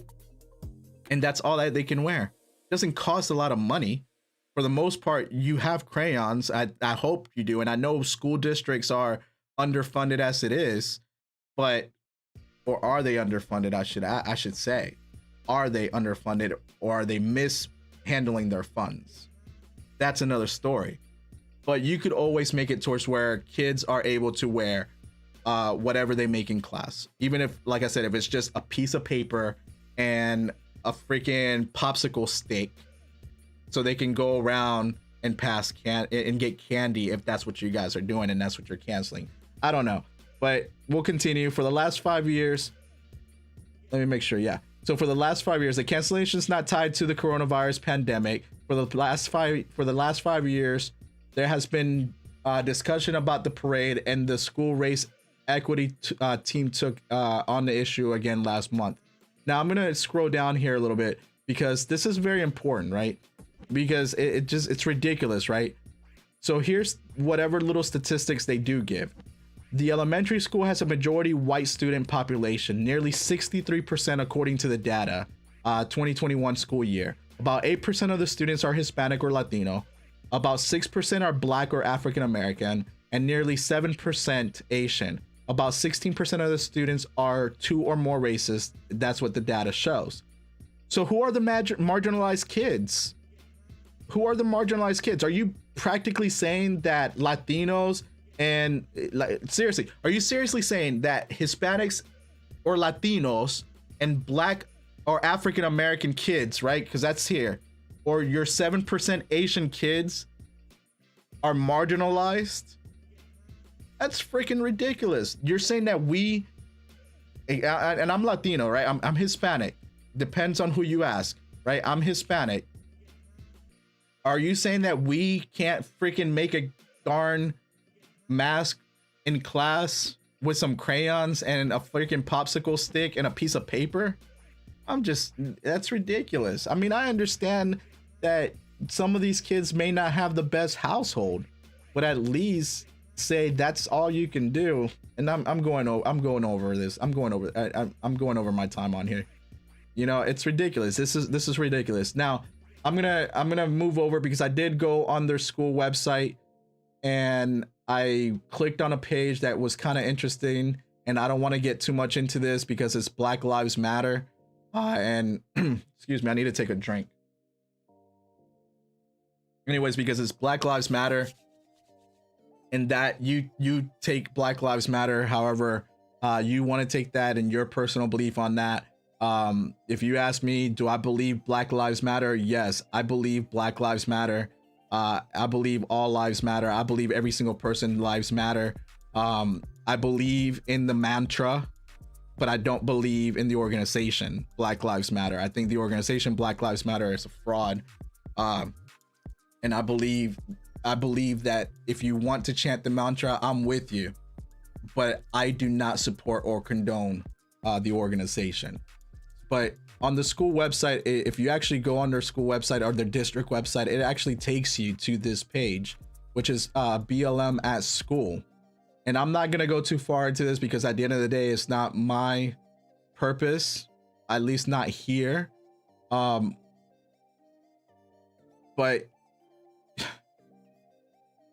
again, it's not my purpose here, but again, this is a lot of what's on here. If you ever read the Black Lives Matter website originally before they redid it, practically says the same thing, where they are here to dismantle the patriarchy and that and let me see. I think it says it on here. There was somewhere on here that I said it. This first Black Lives Matter School Week action, the year purpose. Da, da, da, da, da. So a great uprising for Black lives has swept the nation and the world, inciting new urgency and radical possibilities for advancing abolitionist practice and uprooting institutional racism. You know, and they have some quotes on here. You have your own personal belief on Asata Shakur. I'm not gonna get into it. That if you know who that is, and you have your own personal beliefs on that, that's on you. I'm not gonna go into that. I'm not gonna go too much into it, but I read this. I did read this, and I don't remember what page it was, and I wish I would have left it on that page. But a lot of the same stuff that the original Black Lives Matter website had was on here, which was to undo the patriarchy system and undo the family dynamic and things like that. And I just don't agree with any of that. I don't agree with any of that, and I'm trying to find it here. Black Lives Matter at Schools, a national affiliation. And I'm trying to go through it here quickly. I'm sorry.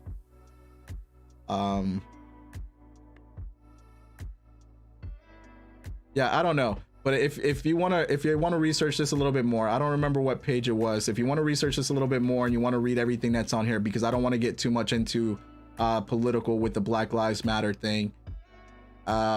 At the end of the day, to raise public awareness about the dangers of these bills, and we invite educators to make pledge publicly, gathering nationwide. So I guess this is where they did it. Black Lives Matter at School and African American Policy Forum. So and I'm gonna say this real quickly, because what I remember from the original Black Lives Matter website while I look for this is that their original website literally said that they wanted to undo the patriarchy, and they were not down with the parental, I don't remember how they worded it, but they were not down with the parental I guess the family dynamic, I guess. And here they are promoting Black Lives Matter at School, transgender and queer affirming town hall, and they're telling you what they do and what they're gonna have and when they're gonna have it.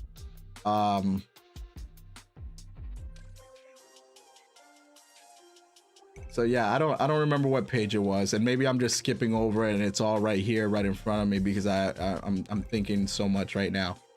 But if you guys want to research this, just type in blacklivesmatteratschool.com, and I'm gonna leave it there. I just wanted you guys to see what the school was about and what they're promoting. Again, I don't know why they're canceling Halloween or the Halloween parade because of marginalized students of colors. I don't understand that, when literally 63% of your student body is white. So I don't know how that is. And again, I'm gonna encourage anybody who watches this to go on here on the Black Lives Matter at School. It's a lot to well, it's not really a lot to read, but it's a lot to go through for you to understand what they stand for. I thought I had it highlighted for this video, but I don't, unfortunately. And it takes you to a lot of other resources, you know, and you can read through all this. I'm not gonna go through it here because it'll just make the video a lot longer than what it already is. So I'll leave it here. Also, there's I'm not sure, but there's another website that they go on. So don't you know what? Don't even worry about it. Don't even worry about it, because their school website practically promotes Black Lives Matter all over it, and I just don't understand how. I don't understand how, you know, we are marginalized if you are able to figure out ways to be able to make sure that people of color are able to participate, if you're saying that we're marginalized because we don't have a good family dynamic. But then again, the Black Lives Matter website used to say that. I don't know if it still does. That they were trying to deal to undo the family dynamic. So maybe that's why we're marginalized, because according to the Black Lives Matter website, which by the way was only for Black people and only Black lives, and it specifically said so on their website. So you do with that with what you want with that. But at the end of the day, I believe that human beings matter. And if you think that we are marginalized, because I'm Hispanic, and I'm part of that marginalized group, and that's the reason why you're canceling your Halloween parade, because we don't somehow, some way can do it, or can oh yeah, so here it is. Rivera Smith said that she could see how some students might not have the resources or can't afford to buy Halloween costumes, and how that could be divisive. Yeah, you're absolutely right. It could be divisive, but not at school if you figure out a way to include all kids. And like I said, a popsicle and a freaking mask, or a popsicle, some crayons, and a piece of paper with some glue can allow kids to make a mask for their school parade. And even if their home life sucks, which is not just the 8% of students who are Hispanic or Latino, or the 6% that are Black or African American, and I'm not even gonna say Asians in here, because at the end of the day, Asians are ranked pretty high when it comes to income earners, but I'm sure some of them, because a lot of this stands for everybody. A lot of these kids have, it doesn't matter of your race or culture or whatever, it stands for everybody. Every single race has some kids or some parents whose life sucks, and their life sucks because either they don't have parents to care about them, and that's a different issue. But your school can figure something out to at least make the kids feel a lot better about themselves while they're there, and caring about the kids instead of just tossing them to the side. So maybe look at your school district and what you're doing in order to make your own kids that are going to your school feel marginalized. Because like I said, some paper, crayon, some scissors, and some glue, and saying that every kid can only wear what they make in their class, and giving them a little bit of time to do it.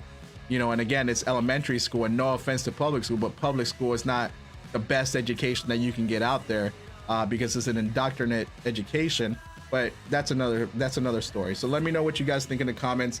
I probably went over this for a little bit too long, but whatever you think, let me know in the comments and what you decide. All right, so I think that's all I have here again. And I said I wasn't even going to go this long on news recap, but let's go ahead and take a break. And when we come back from the break, we'll get into some gaming. And I might not game for as long tonight. All right, be right back. Take a bathroom break, take a stretch break, and we'll be right back.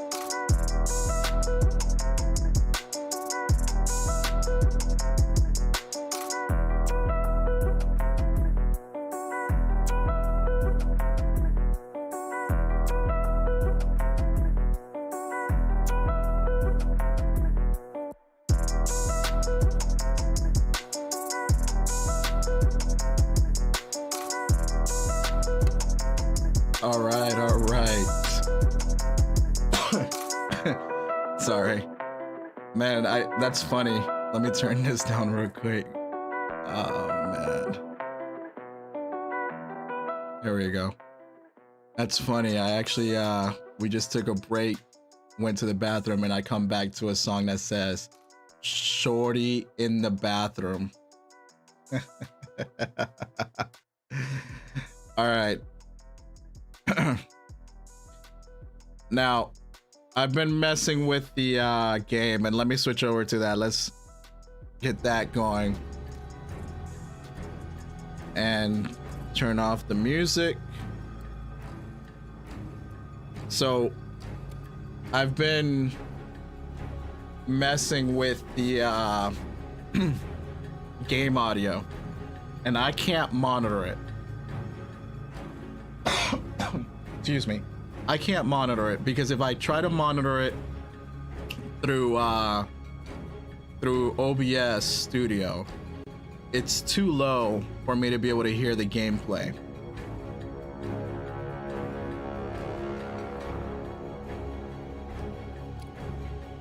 So anyways, so if I try to monitor it through OBS, it's too low for me to be able to hear the gameplay.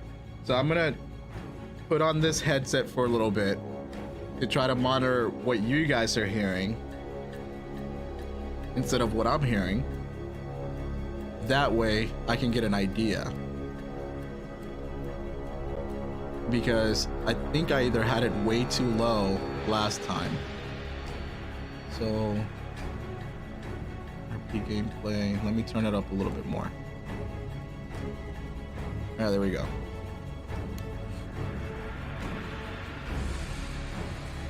And let me switch my monitor. Oh.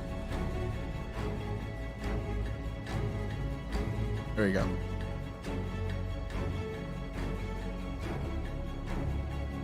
All right, now I can see what I'm doing. All right, so I'm gonna keep my headset on for a little bit to try to monitor what this. I kind of tamed the reverb on my other headphones, but I can't. I don't. I'm listening to what you guys are listening to, and the delay is ridiculously funny. All right, as a squad, revive squad mates 20 times. All right, so let's play as medic. Now, I played the beta last week, the 2042 beta, and it was pretty good. There were some issues. There were some issues in the beta that I had, which were so some pixelation in the PlayStation 4 version of the beta. There were some pixelation issues, and I hope that that's not part of the end results of the game, of the final version of the game, that hopefully doesn't get pushed back and comes out next month. So hopefully that gets taken care of, because I did read that the beta was created back in June, and that's the version that we were playing. Or maybe it was created earlier in the year. I don't remember. I think it said something that the article that I read said that it was created earlier in the year, and that the beta was supposed to happen in June or something to deal with June, and it never happened. And that's the same beta that we all downloaded and played, and still had some bugs and issues. But that's not the whole purpose of the beta. The whole purpose of the beta is literally to just diagnose the Objective Able has been armed by the enemy. Okay, you guys can hear, because now that's throwing me off. All right, let me yeah, play as medic. There we go. Gonna shoot a couple rounds, make sure you guys can hear. Set up objectives to increase our available troops. All right, perfect. If it's too loud, I'm sorry. Oh yeah, that's clipping. Let me turn this down. Objective Yep. Able is no more. Let's do this.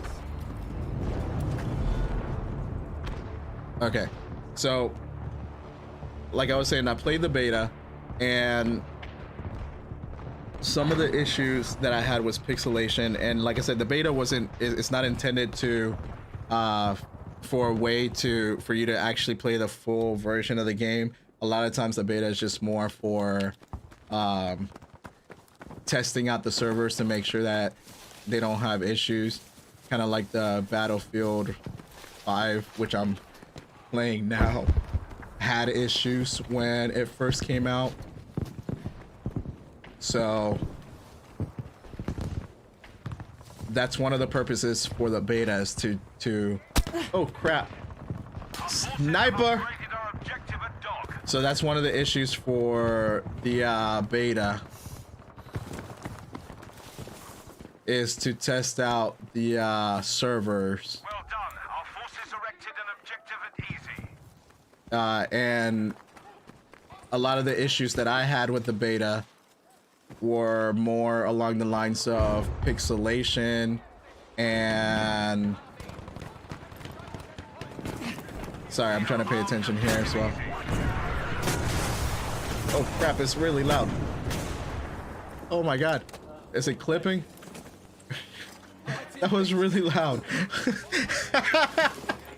Whatever all that was really loud. Whatever those explosions were. Holy crap, I had to turn down to my volume. Are you guys clipping? Oh shoot. Let me turn this down. Okay. Okay. I will... Oh god! Oh crap, that's really loud in my headphones. I need to put a limiter on the game audio. Anyways, but yeah, the beta was to test out the service. That way, hopefully there's no issues. I can't even think while I'm playing this. That way there's no issues. Ah! Hopefully there's no issues with the online gameplay when the game fully releases. Oh my god. That was really loud in my ear.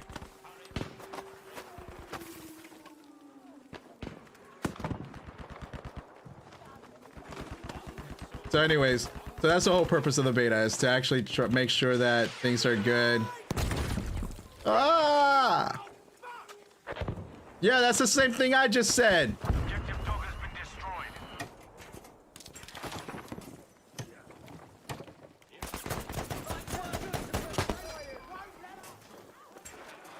So yeah, so that's the purpose of the beta, is to try to make sure that people are dying around me. Ah! I got scared. I shot my guy. I shot my guy. No! Ah! Run out of here! Run out of here! No!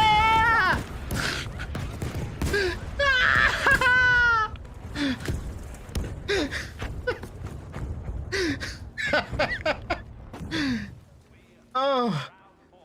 Oh. Oh. Jesus. I'm coming back. No, I'm not. No, I'm not. Oh. Breathe.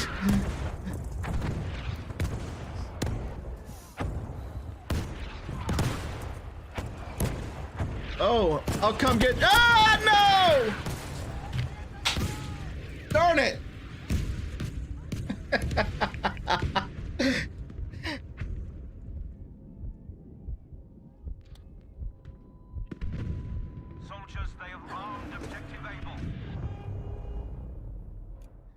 Oh, I couldn't even think straight while I was talking. Oh man, I'm sweating. I'm sweating.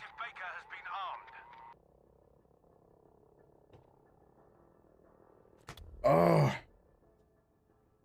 sorry. I gotta write something down. Woo.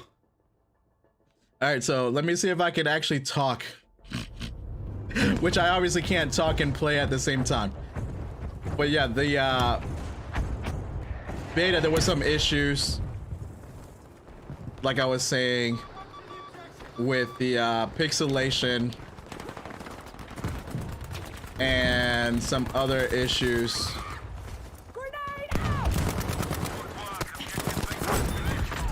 Oh.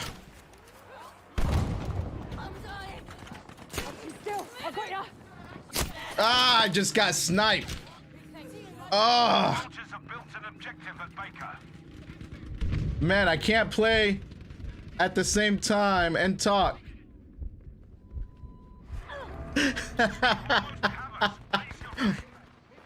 Well, yeah, anyways, it's different. The controls are different. I had to get used to the controls of Battlefield 2042. And it took me a minute to figure out. You know what actually I struggled with? So they have this loadout system for you to be able to change your loadouts in the middle of the field. So the infield loadout system, I had some issues with that. Mainly because I couldn't figure out how to do it. And I thought that it was using the D-pad the whole entire time. And it's not. It's not using the D-pad. It's actually using your, for the PlayStation, it's using your triangle, circle, square, and cross buttons. So, chucking a bomb. Oh shit. Oh, where's the firing coming from? Where's the firing coming from? Soldiers, we have armed objective easy. Spy trouble there. Ah, man! Ugh. Every time I look down sight, I can never shoot. Thank you. Thank you, buddy. Thank you. Thank you. Thank you. Oh, man.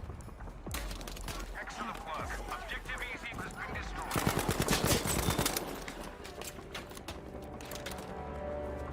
Easy there. I'll patch you.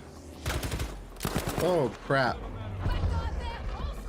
So, anyways.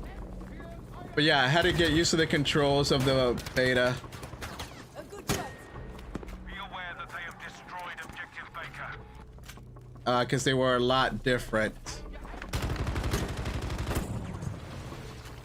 Un cadavre de plus.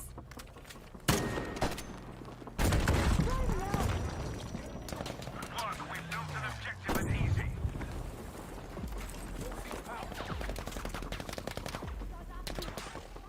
Oh, crap. Enemy has armed objective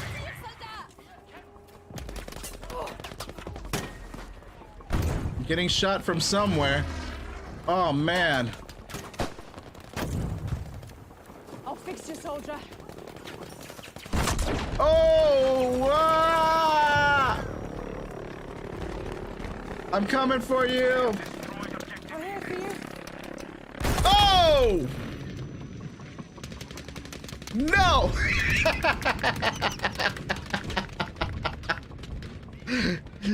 Oh. Oh, what was I saying about the bit? I can't even play and talk at the same time. I can't do it.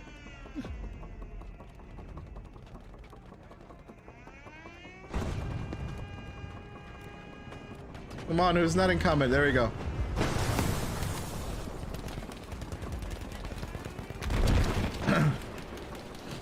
Excellent work. Objective Able has been destroyed.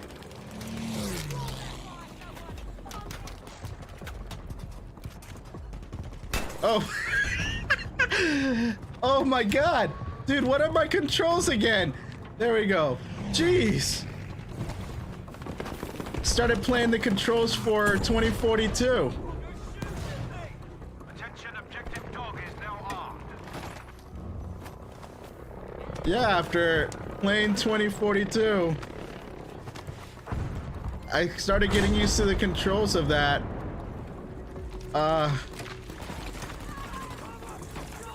I started getting used to the controls of that, and I started playing. I started pressing the same buttons for that again. Oh my god, I have to get used to these controls again. Yeah, the buttons are different for 2042. Battlefield 2042, everything's different. The controls are different. The way the gameplay is different. The way everything is in that game is it's definitely something new.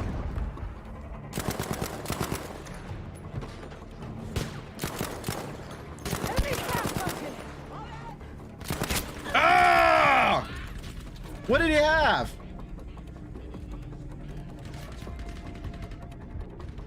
Sniper. Right there. Right there. Right there. Right there. Jesus.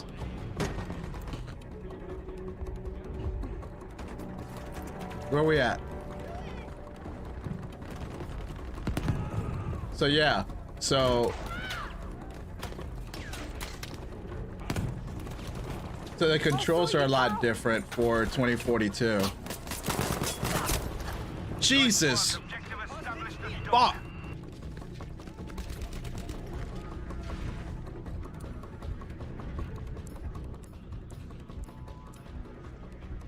Sorry, I'm turning down the volume. I don't know if I'm clipping. It's really loud on my headphones. Oh man. There we go. I turned it down a little bit more.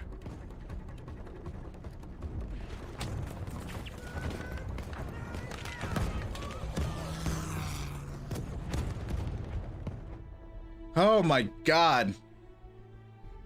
Yeah, we were defeated. All right. That was intense. So let me check my game audio. Because I have a limiter on my voice, but I don't have a limiter on anything else.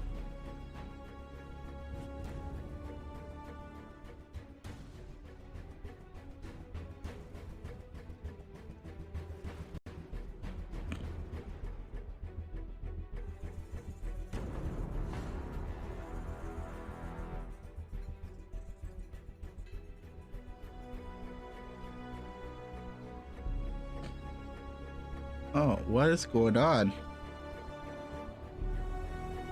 Why is this not?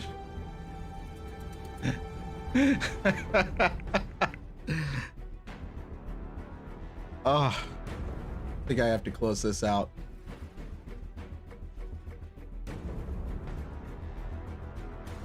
All right.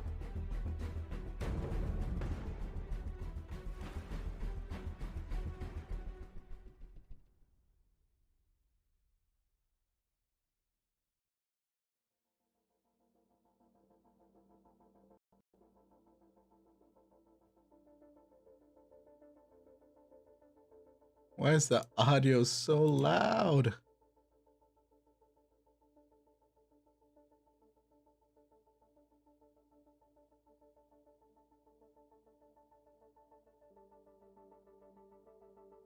Can you guys still hear the game audio?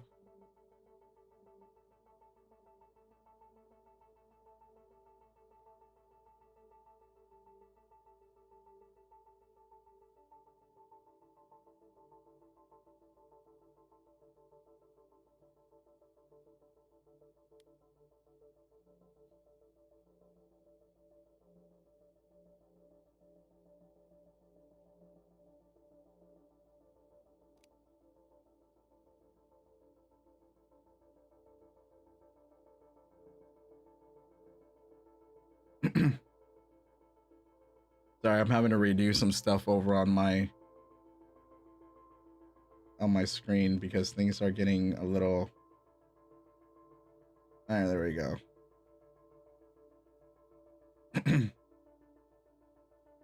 Yeah, a few things were getting a little messed up on my end.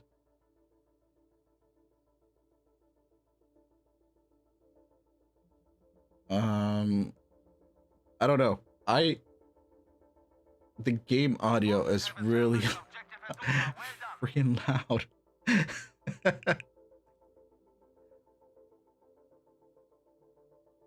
And I can't figure it out. I can only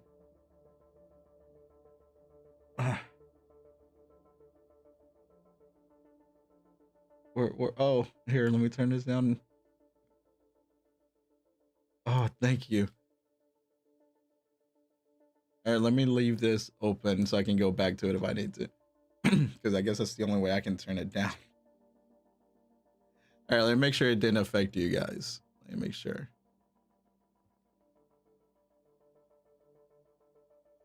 I'm still trying to figure out this whole OBS thing, so.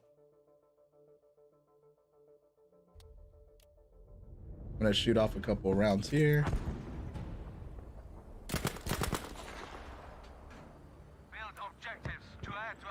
All right, let me make sure it doesn't.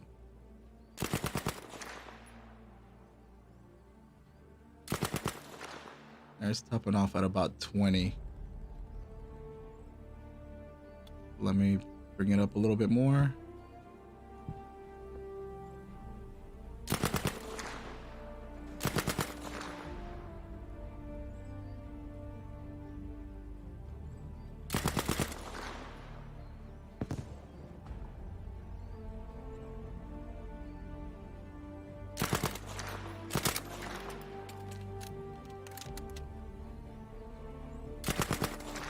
All right, that should be good. That should be good.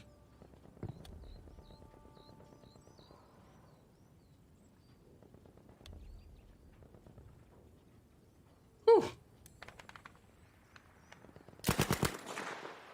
Ooh, it's still loud. Still loud on my headset. All right, there we go. Where's my team?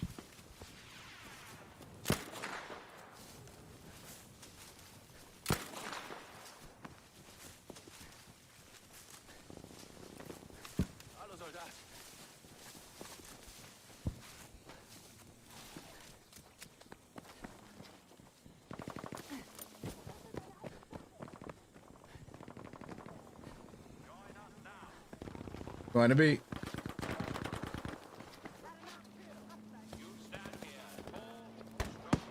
Ah, pressing the wrong buttons again.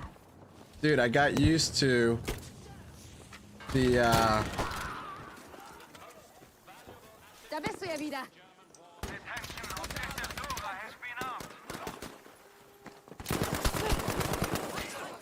Ah!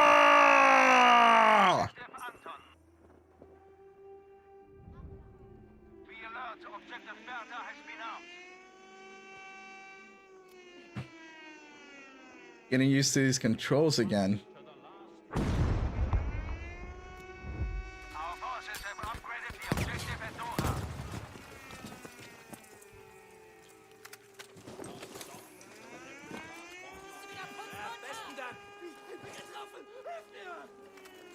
Throw bandages. See, I'm pressing all the wrong buttons.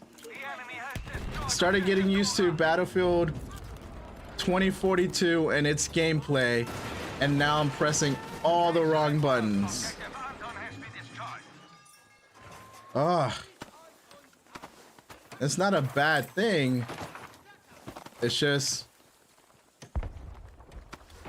I'm not gonna be able to play that game for another month.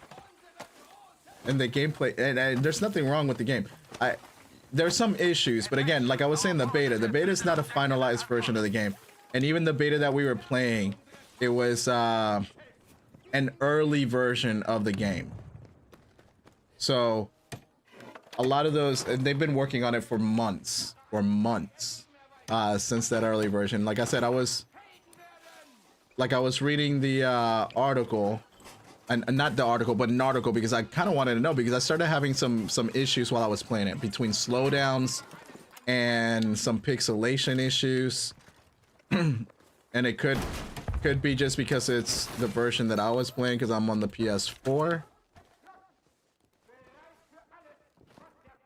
So that might have been some of the issues. I could be wrong.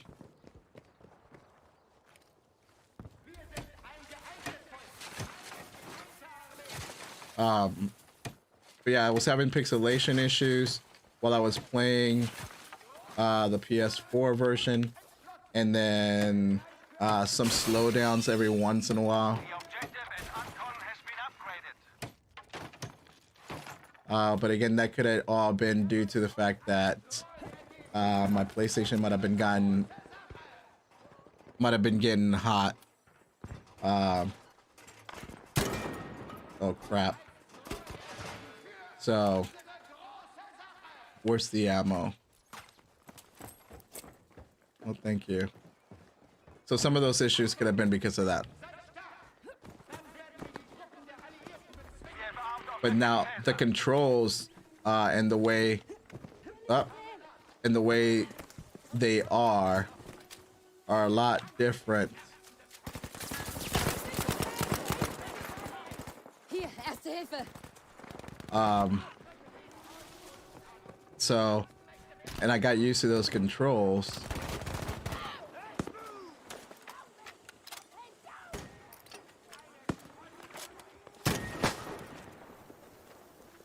Ich bin für dich da.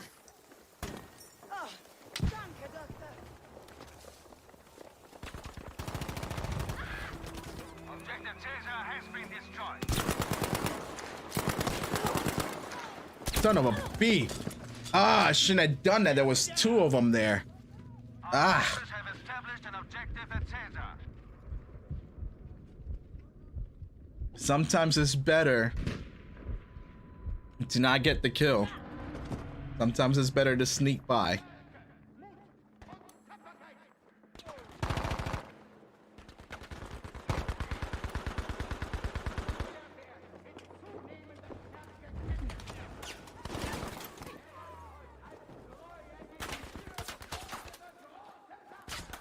Yeah, some of the controls for the beta are a lot different.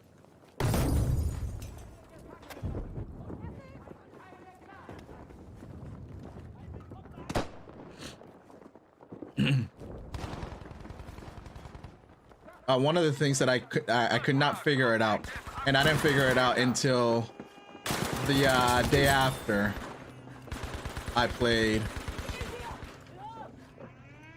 with you guys, was the infield weapon upgrades.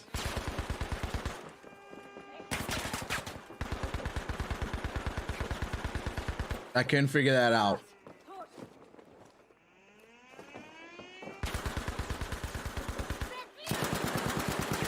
Anyway, so I couldn't figure that out while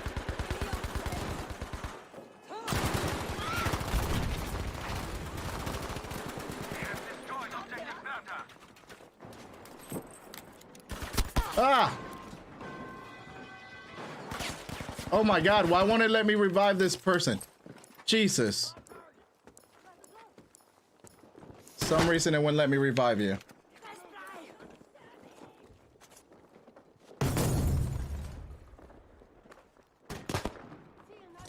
So anyway, so yeah, so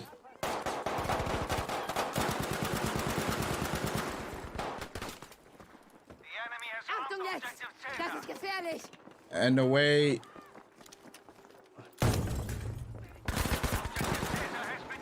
that so I started getting used to those controls. Ah! There's two coming up the stairs. So yeah, the way that those controls are on that game are different. So because they are different, they I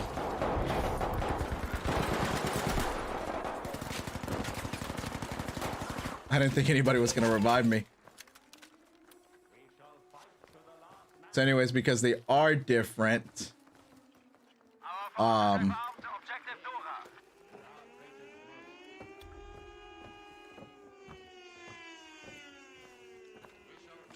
right. So because they are different, they are throwing me off here today. But the beta was actually really cool. The one map that we got to play in was pretty cool. I got to experience the so what out of the games that I played, and I was in the early beta, so out of the games that I played, and I started playing early. I need to go get some ammo. Where's the ammo crate? So I started playing early, and while playing, I got to experience the rocket go up twice. Maybe 3 times. And that was on the map that we were playing. And then I got to experience a tornado 1 time. And I played the early beta access a few games on the first day that the beta was available, which, like I said, I had the early access. And then I played a few games the day after. And then when the open beta became available, I also played. So, and out of the games that I did play, I only got to experience the rocket taking off twice, maybe 3 times, and then 1 tornado. But that could all be because of the PlayStation 4. And I hope that what I saw is not an indicator.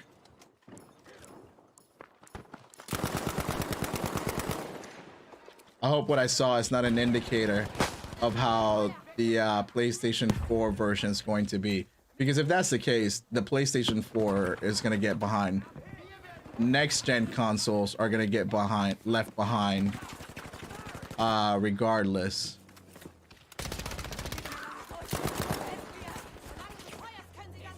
So, and again, that all could have been just because it was part of the really extremely early beta.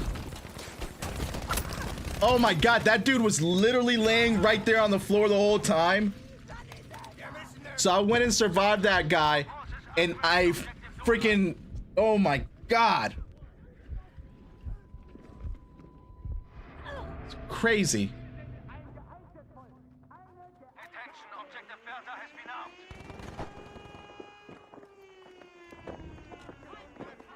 But yeah, I'm not, oh my god, dude, like these controls for this are so much different. Halfway there and we are winning this. The controls for this are so much different. And I started getting used to the Battlefield controls. The 2042 controls. So now I'm having issues with these controls here. Oh my god. Please keep these guys off me. Ah!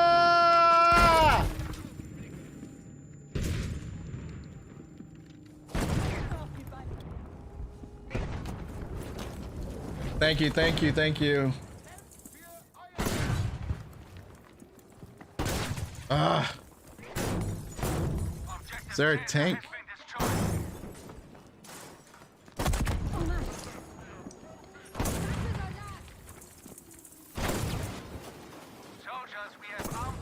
There's a tank. Can anybody get that tank? I know I can't.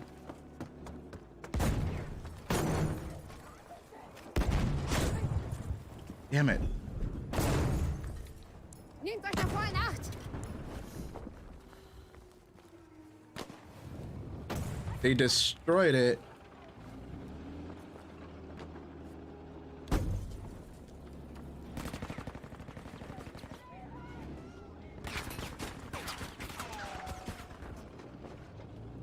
The enemy has destroyed objective Dora.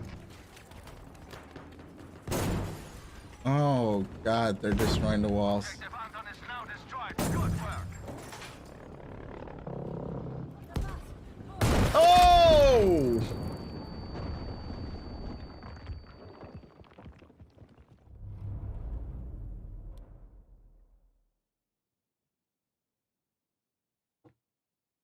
Well done. An objective is now set up at Anton.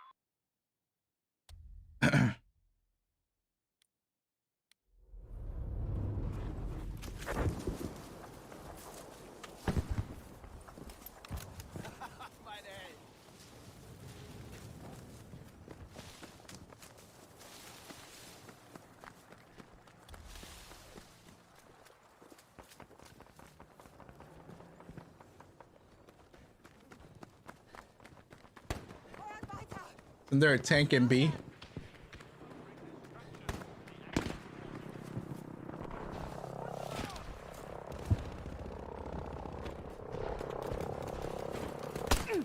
Oh, get out! Get out!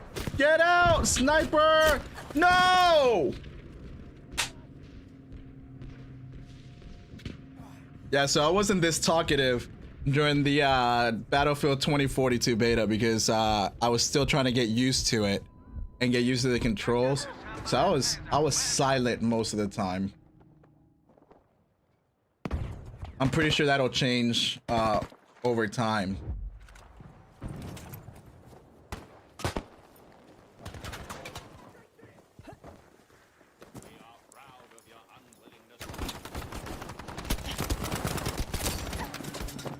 God, there's always one guy. I need to look there.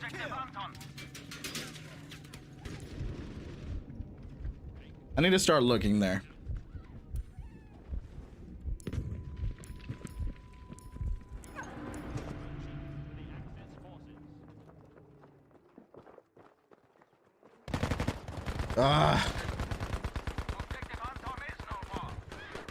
Man, why did people leave the game?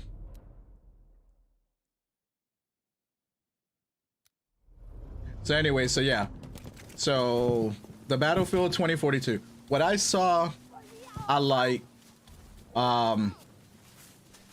There's a lot left to be desired, at least for the last gen consoles. Maybe it'll be a little bit different in the new gen consoles.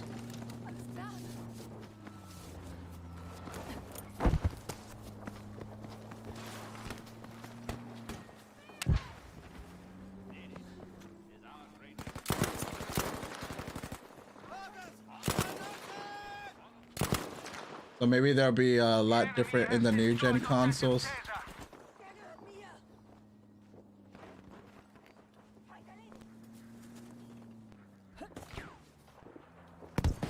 Hold on.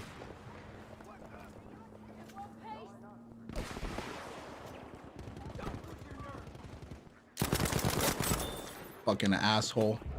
You're the guy that always freaking kills me.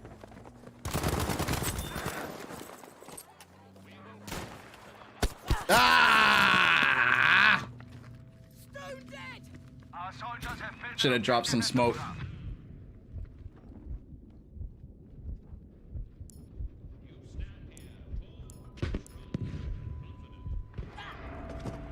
Ah.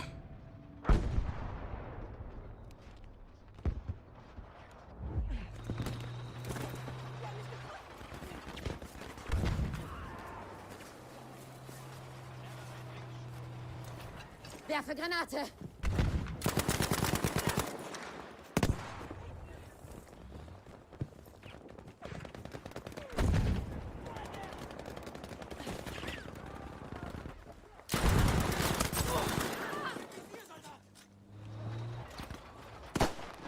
Are you laying there? Nope. Ah! I freaking tripped it.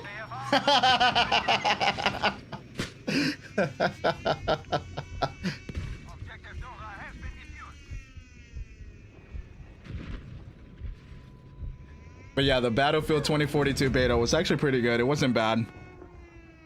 I enjoyed it, even with all the issues that it had. I really shouldn't say all the issues that it had. It didn't really have that many issues. Like I was saying earlier, just pixelation and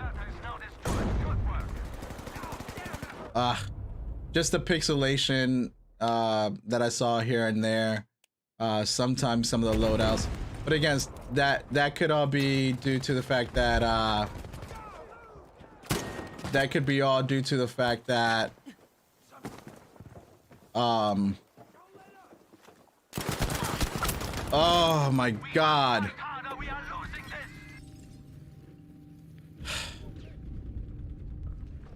That could all be due to the fact that, you know, the beta is old.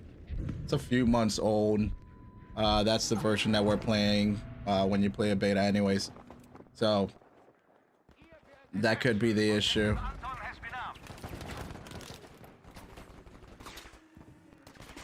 there a way to come up here?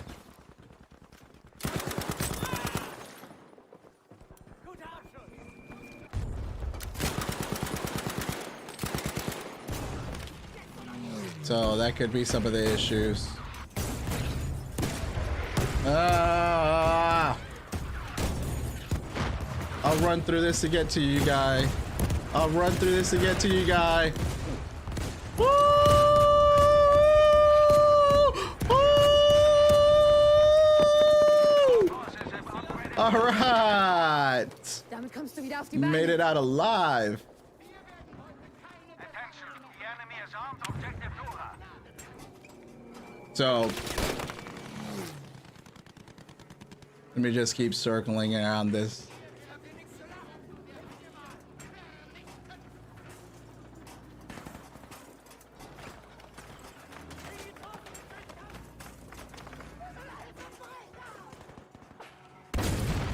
Ah! Ah!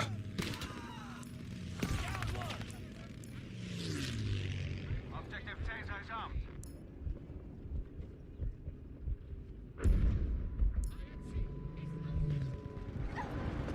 Objective Dora has been destroyed by the enemy.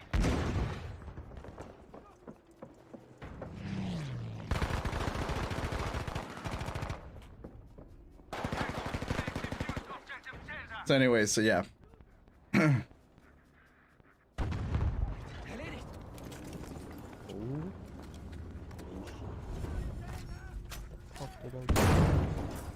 have armed objective Taser. Stay alert. Die nageln mich hier fest. Hier, erste Hilfe. Alert, the enemy has defused objective Oh crap.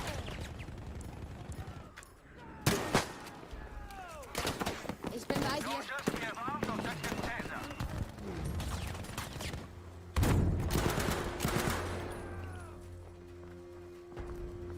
Yeah, some of the issues in the beta could have been due to Ja, das ist gefährlich.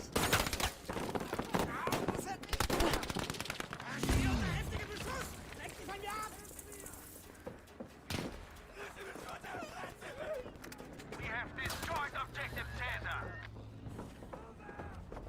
Greif zu. Erste Hilfe.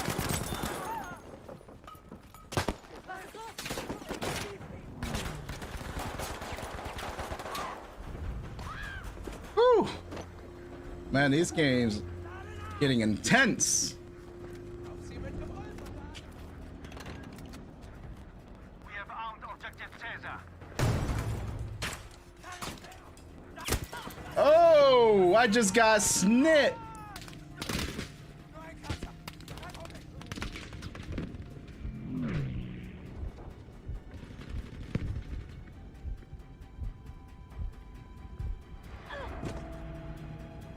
Excellent work. Objective Taser has been destroyed. They have armed objective Bertha.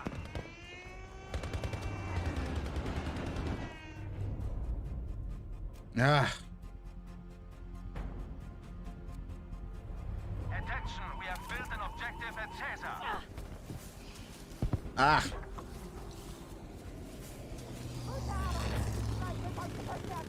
Be alert, objective Bertha is destroyed.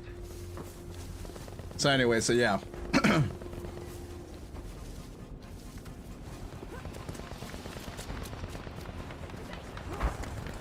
So the Objective Dora is now destroyed. Good work.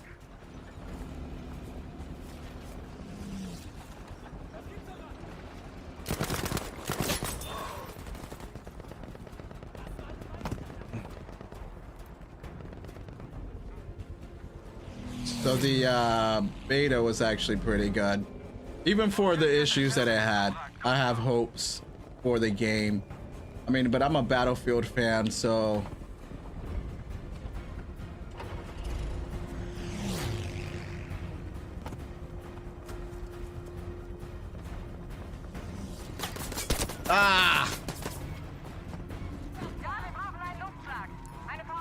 but I'm a Battlefield fan, so it doesn't really matter. I mean, I've played all these other games. It's just not my type of games. like the Call of Duty games. For some reason, I've never been able to fully get into them. You know, and even though sometimes Battlefield people just play on their own, you know, and they just kind of go solo, I guess, in a way. Sometimes you do get people that Granate! play together as a squad, which makes the game a lot better.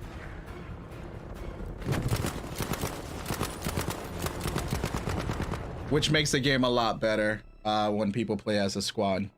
So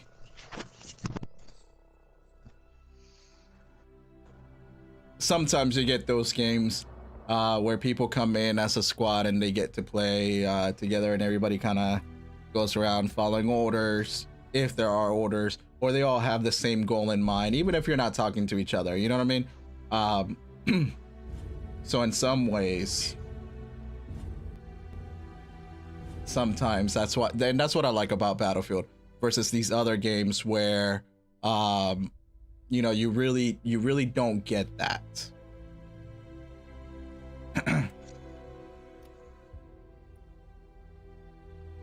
Revive 20 squad. Damn, I still haven't even done that. All right. Okay.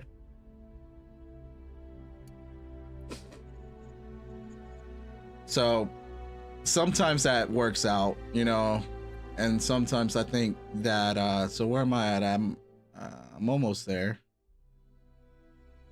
I don't know how many I have. This doesn't really tell you.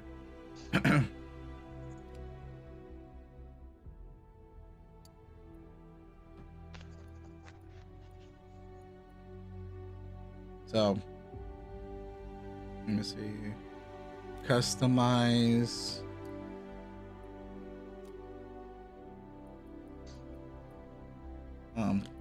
That's fine.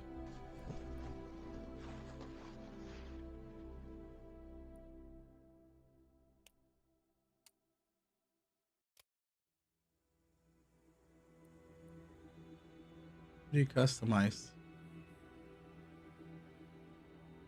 I don't really need to customize it anyways. Nope, stick to the hatchet. But yeah, so sometimes that's why I like Battlefield a little bit better.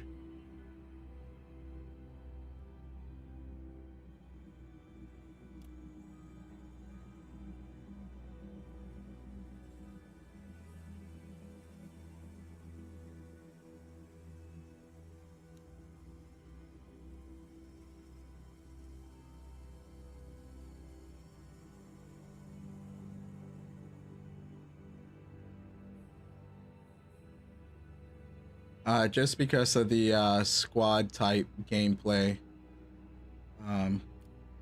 that you get. And everybody else left the squad, but it is. And defend them from the enemy.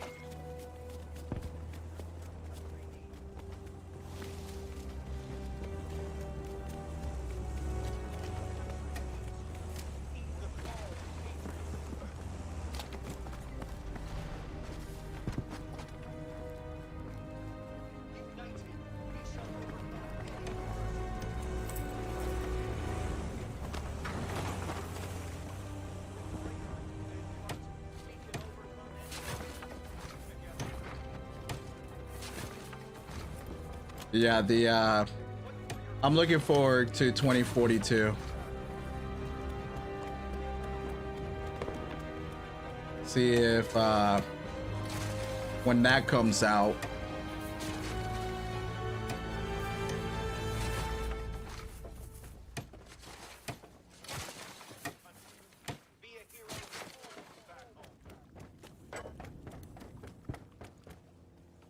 anyways, when that comes out, I look forward to playing it. Hopefully some of the issues and the bugs that were in the beta get worked out. And I mentioned earlier that one of the issues was literally just The objective at Dog has been upgraded. you know, oh my god, I got sniped. So one of the issues that I mentioned was that you know, the whatchamacallit, the I can't think and play. But one of the issues that I mentioned about the beta was that the consoles, the old gen consoles, are gonna get left behind if what I saw in the beta is exactly what happens when the full game comes out. I know some of the graphics have to be good, have to get downgraded, and I know certain things have to get downgraded for the beta, but or not just for the beta. I know that the beta is an old system, you know, an old version of the game, because it's just really to test out the servers. So hopefully they don't have the same issues that they had with This might save your life. Much appreciated. so they don't have the same issues that they had with the Battlefield 5 servers when they first came out. Because this game had a lot of issues when it first came out. So, and a lot of what I saw, Pay attention here. Reloading over here. Confirmed. Objective Able has been destroyed. a lot of the issues Look over there. that Battlefield 5 had, you know, that's what the servers and the betas are for, is to try to work out those issues. So, and hopefully they worked out whatever issues they had during that little tiny beta that we had, that little beta window. But again, if, you know, if the manufacturers like Sony doesn't figure out how to get more systems, newer systems like the PS5, into the hands of consumers and keep them out of the hands of the scalpers, then it's going to be a small issue. An objective Able has been constructed. And I constructed this.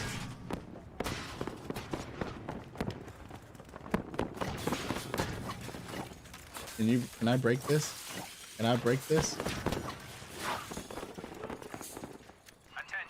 Our objective Able has been established. Nope. Yeah, the controls are different, man. I'm still trying to get used to those controls.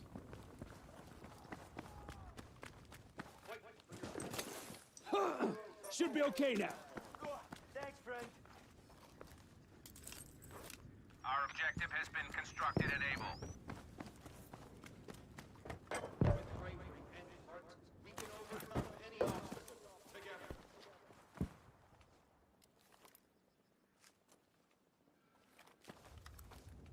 Oh.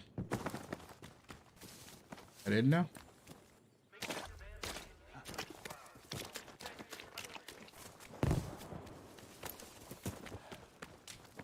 Explosive placed and armed at objective Charlie.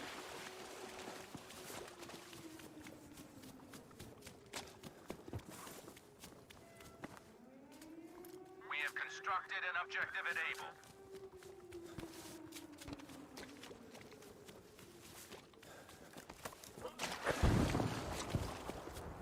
Objective Charlie destroyed. Well done. Good job.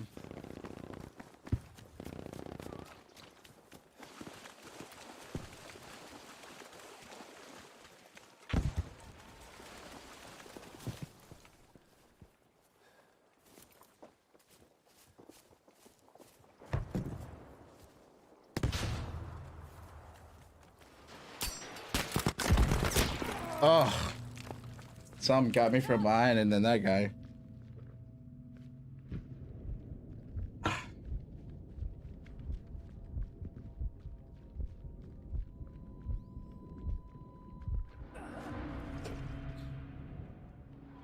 Go, soldier.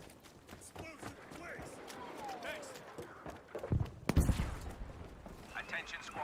have upgraded the objective at Baker.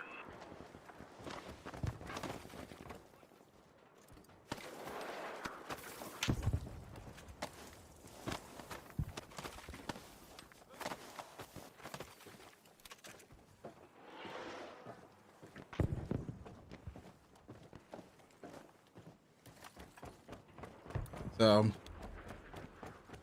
yeah, hopefully the game actually comes out next or this October, doesn't get pushed back. Request received and approved, soldier.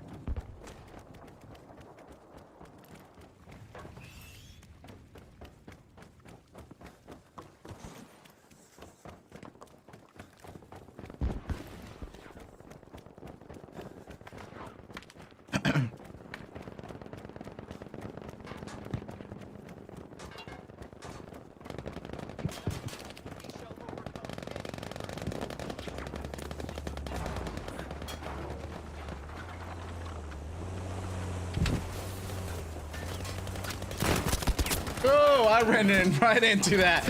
Ha! Objective Charlie has been armed. Counting down. There's a tank and about 4 of them in Able.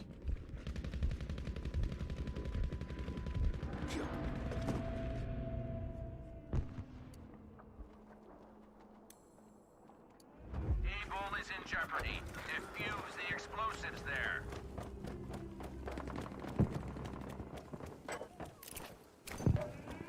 Okay, thank God I remember that. Oh, I dropped the grenade right there. That's nowhere near.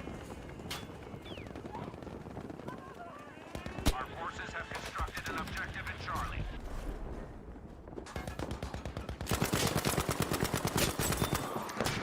Woo! Woo! Oh! Damn it. That's kill guy. He comes in and knives me. Ugh.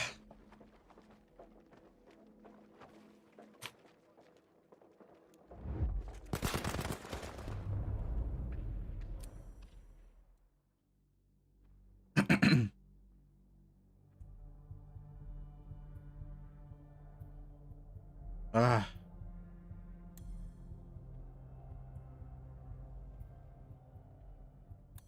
Do I have to start all the way back here? Guess so.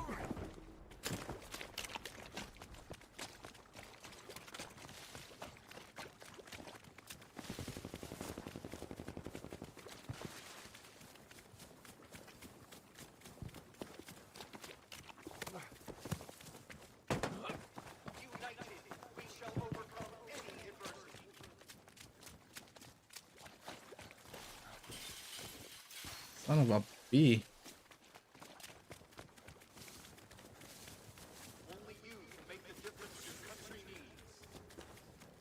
Take these with you. We have upgraded objective Charlie. Who built all these things?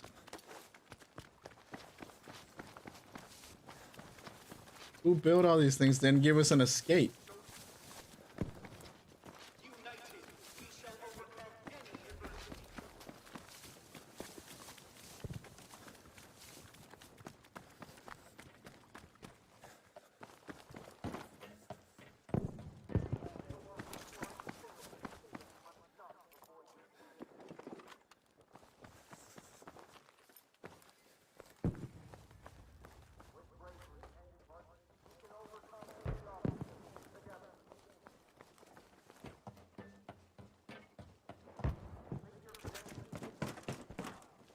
Oh man. You must disarm the explosive at objective Charlie.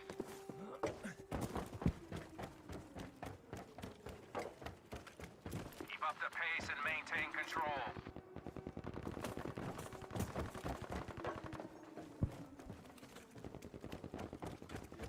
Oh yeah, and while playing 2042, there's bots in there. So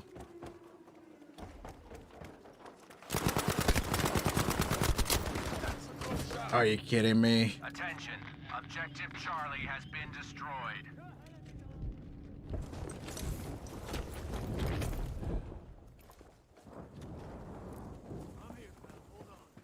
Objective Able has been armed.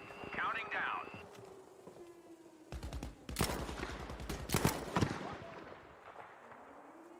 Whose weapon do I have?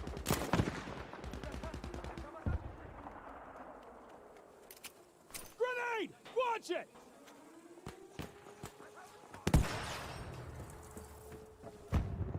Beware, the enemy has armed an explosive at Objective Baker.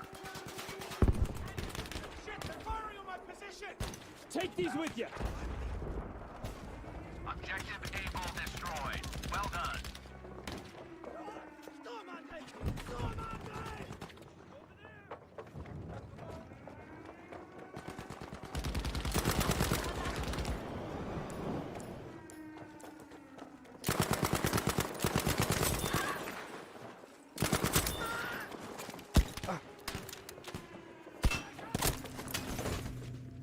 Ah! Had to reload. Attention. Objective Baker has been destroyed.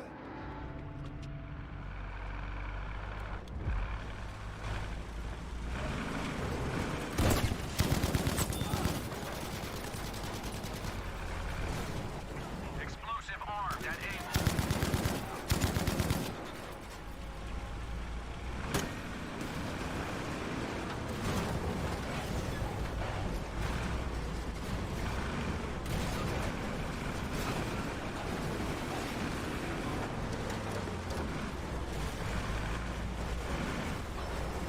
Objective Able is no longer a threat. Good job.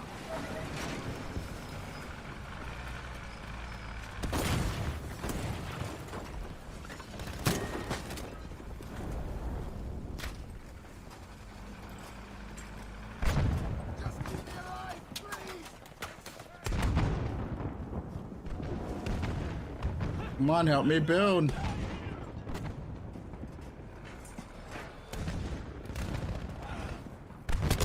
Ah! Oh my God, he's right there.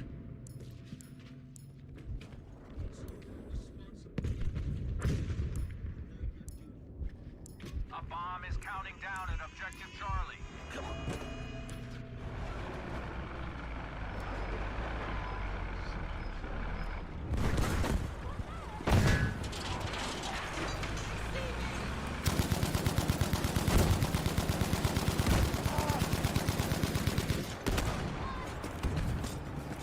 Objective Stupid Charlie has been sniper. destroyed. I didn't know where I was.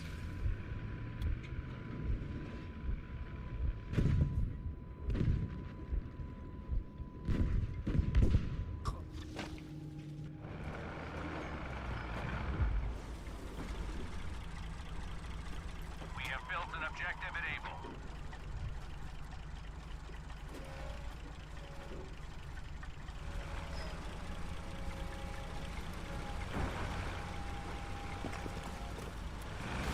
There's a sniper somewhere in Charlie that just keeps killing me.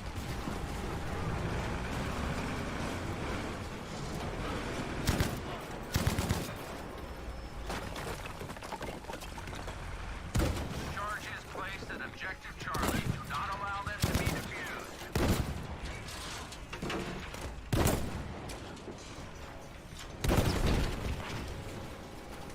Charlie has been removed from play. Well done, soldiers.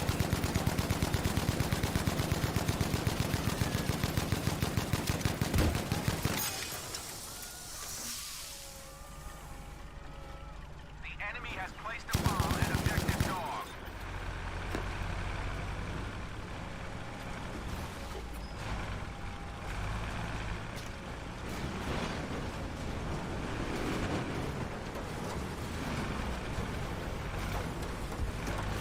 The enemy doesn't have much left in them.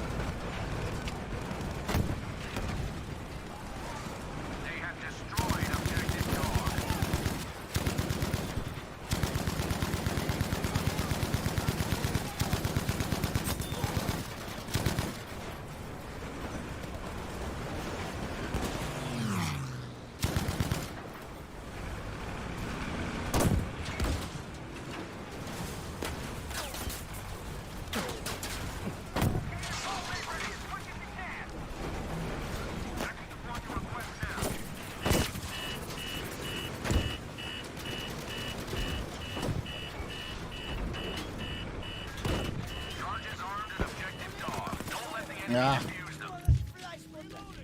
The enemy-controlled objective plane got dog us. has been destroyed.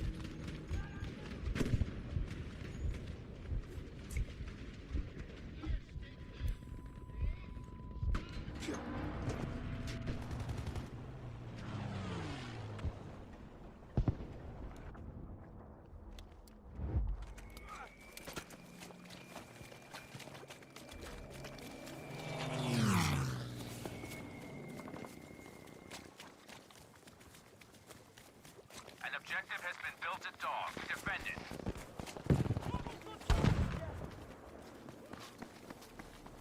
I don't even think I've survived, or I've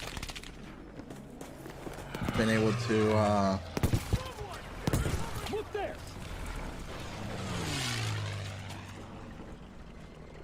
We must defuse the explosives at Charlie.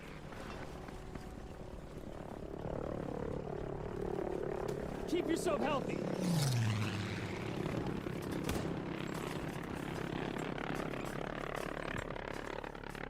I don't think I've even been able to revive 20 of my squad mates.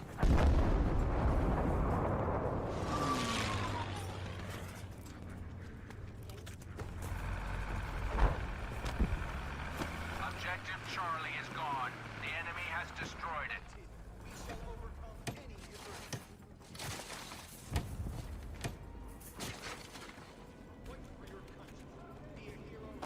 Objective Baker has been compromised. Defuse the explosive.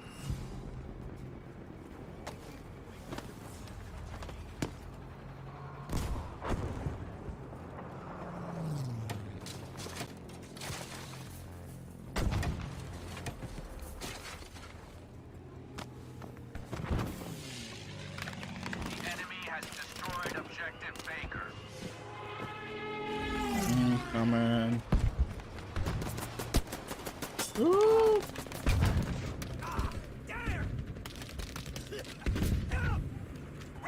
I'm trying. Only one. Sorry, I didn't mean to grab your gun. Now, soldier.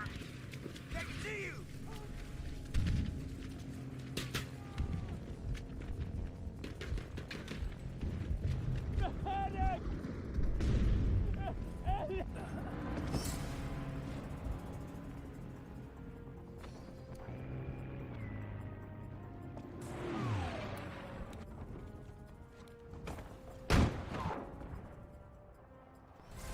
Attention all squads. An objective at Charlie has been constructed.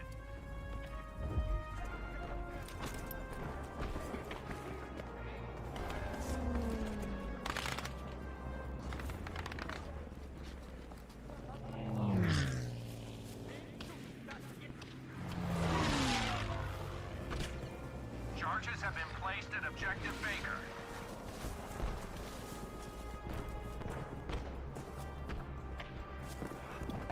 They have defused the bomb at Objective Baker.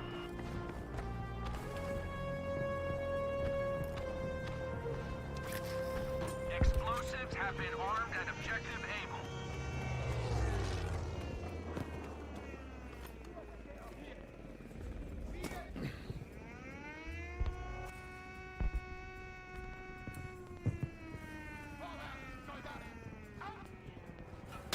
Objective Dog has been compromised. Defuse the explosive.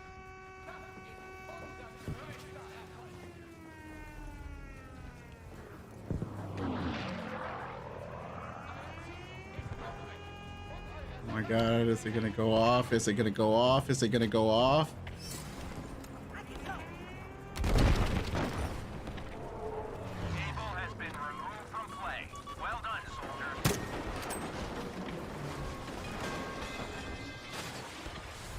Objective Dog has been destroyed.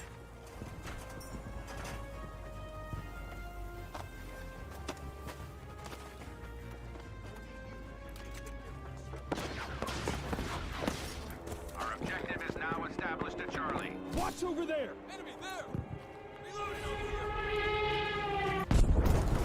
Woo!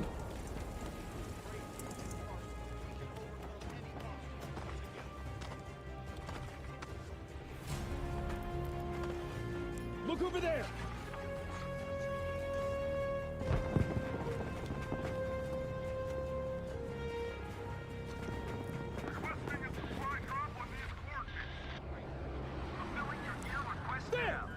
take?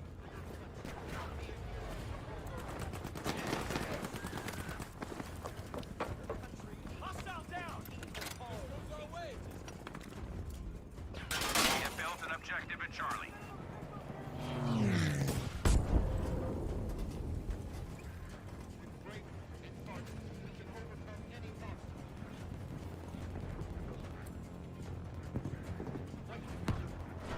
Come on, come on.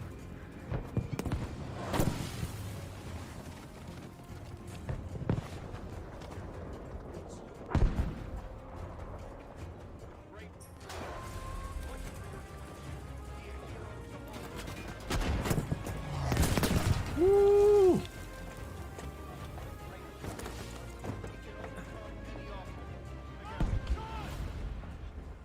A bomb has been armed at objective dog.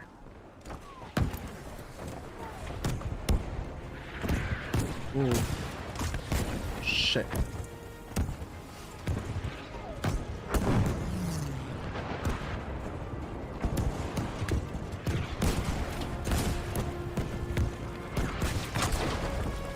We have successfully destroyed objective dog. I gotcha.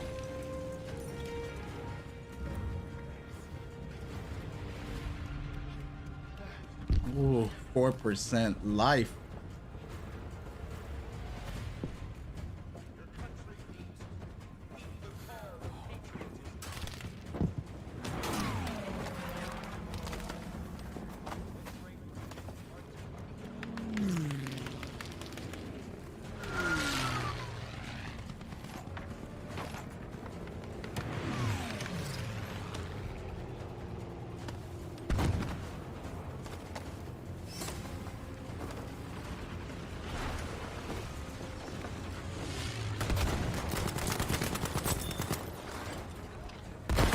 Ah.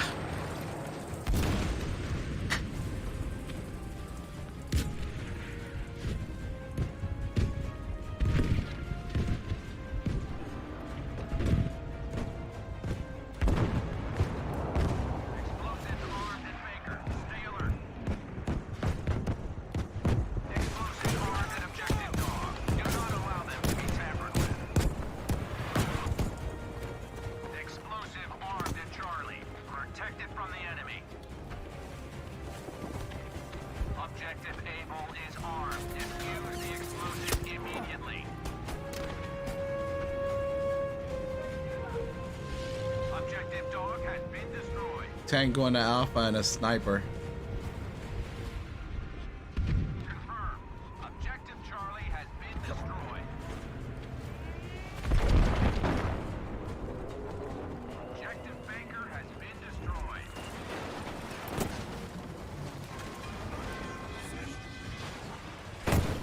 Objective Able is gone. The enemy has destroyed it.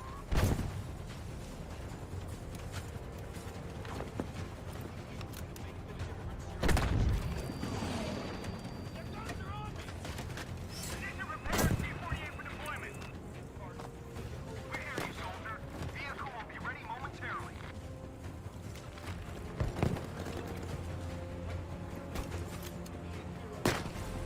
Ooh.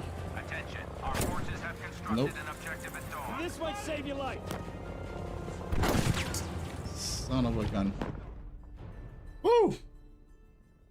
All right. Nice.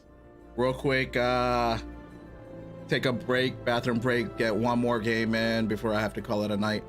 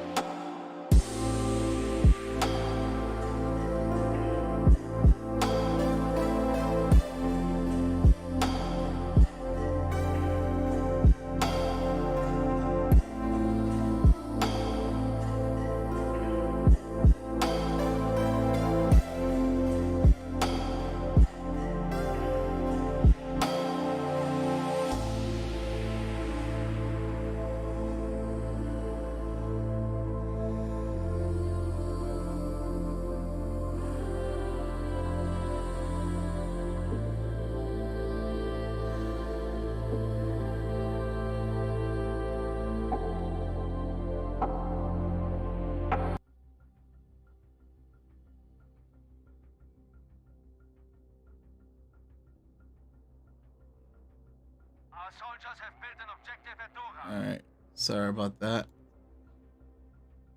All right, so this might be the last gameplay of the night for me.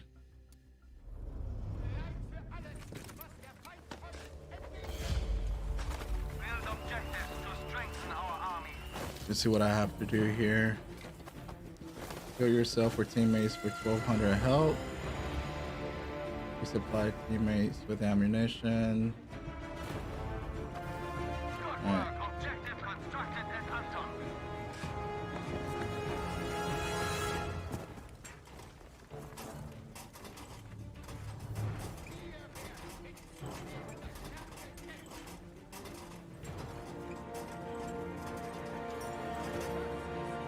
Yeah, hopefully, We have built an objective at Caesar.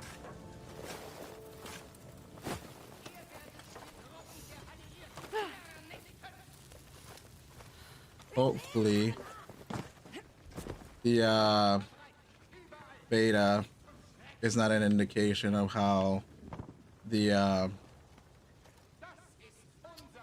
final version of the game for Battlefield 2042. It is a learning curve because there was a lot that I had to figure out, and after playing it, I started getting used to controls. Now I'm having a little bit of a hard time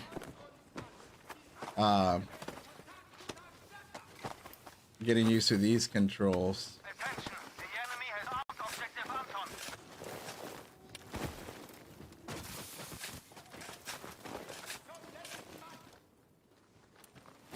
So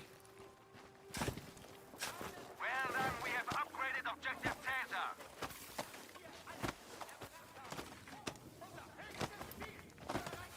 They have destroyed objective Anton.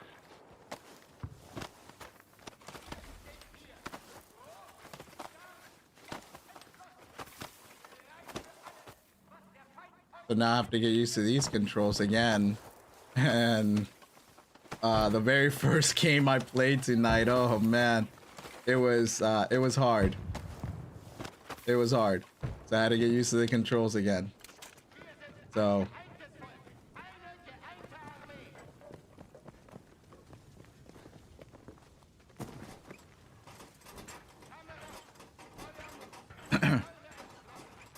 see, I don't mind playing with just one guy. This guy's doing pretty good, you know.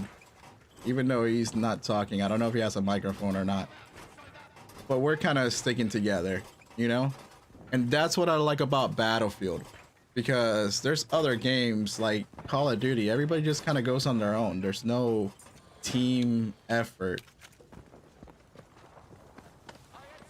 And that's one of the issues that I have with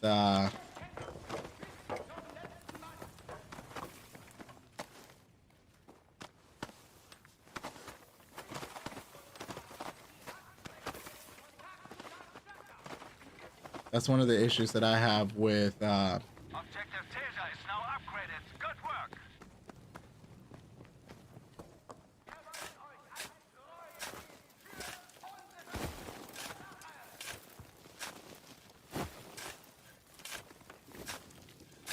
with like Call of Duty and games like that. That's one of the issues that I have. It's just that, you know, there's not really a lot of team gameplay when it comes to it. It's just more do your own thing.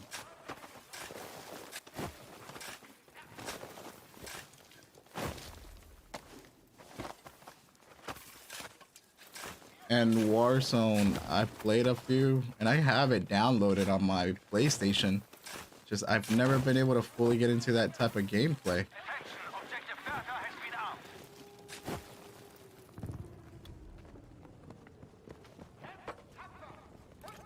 So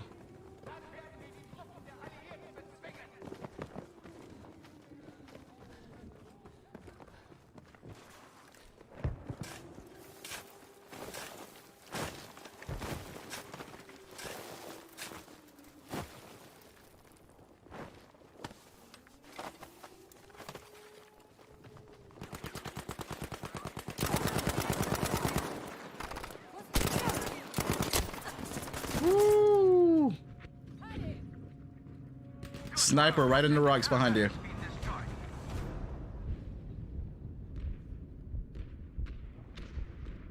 We have established an objective at Data.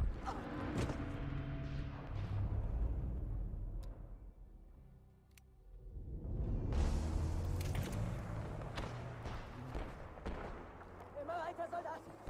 Verstärkung kommt gleich!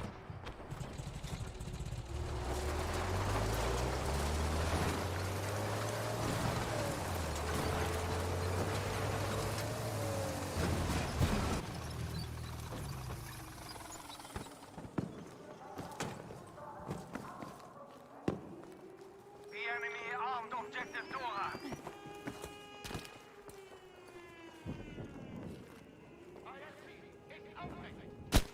Ooh, sniper. Now defused. Good work. Sniper, get down, sniper.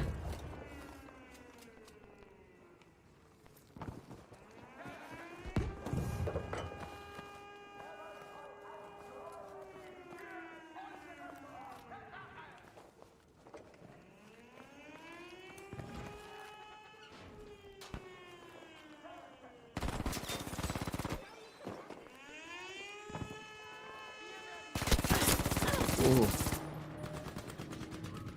aware that they have destroyed objective Dora.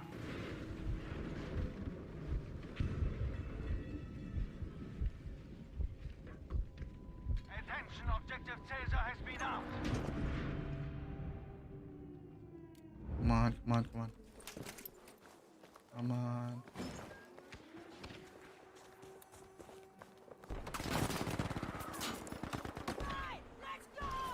Aufpassen! Da ist Gefahr! How?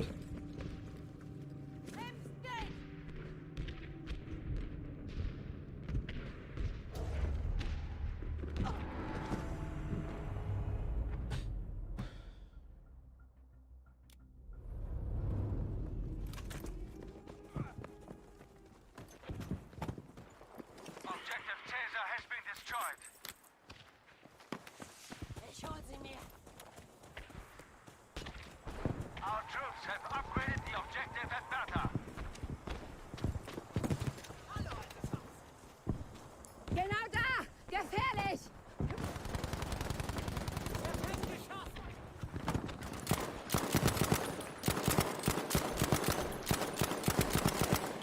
Seht euch das an! Gefährlich, oder?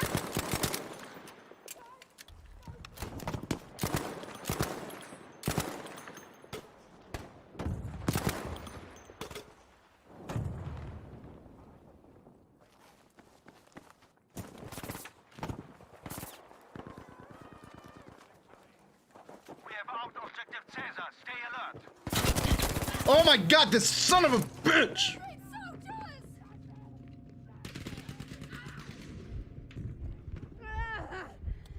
Sanitäter!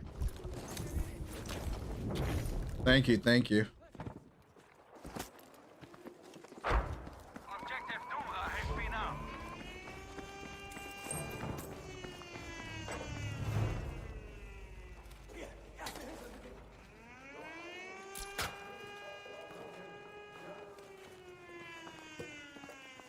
Objective assembled at Caesar. Well done. Objective Dora is now destroyed. Good work.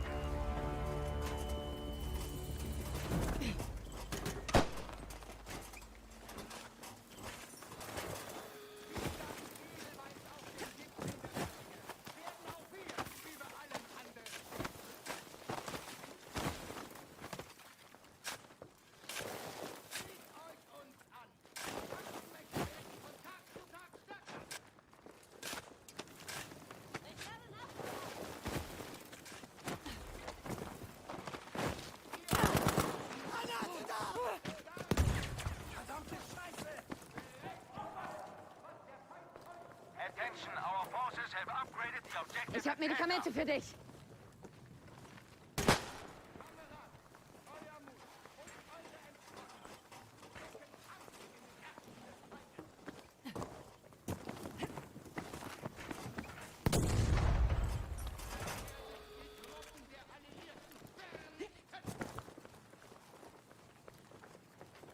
Be alert, they have out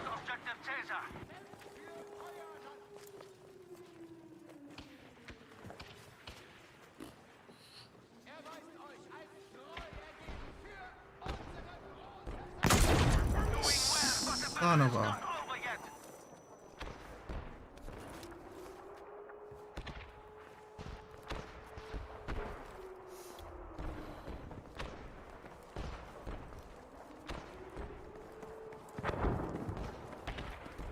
Be aware that they have destroyed objective Caesar. There's one in the truck in the air hangar. In the truck, on the back of the truck, on the back of the truck, on the on the back of the truck. Granate! Objective Runter! Anton has been armed.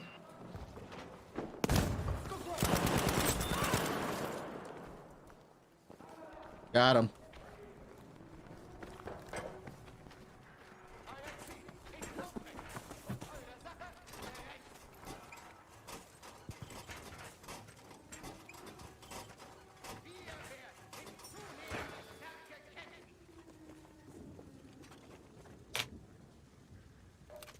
Our forces have established an objective at Caesar.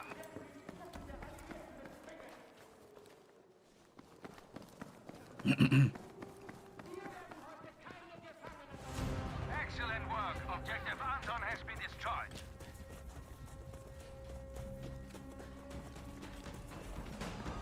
Attention, the enemy has armed objective Bertha.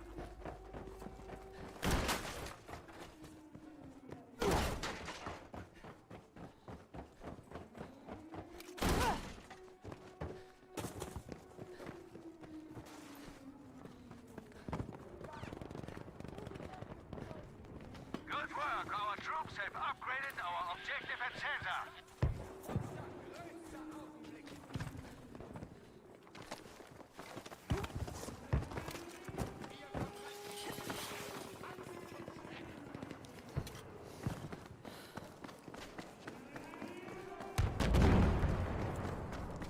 Objective Bertha has been destroyed.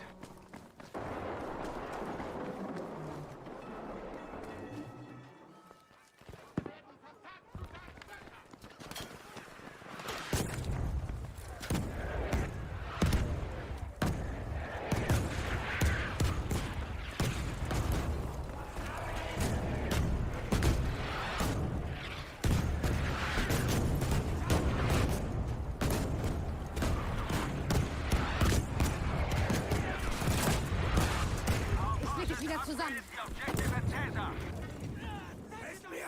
Ich bin bei dir, ja?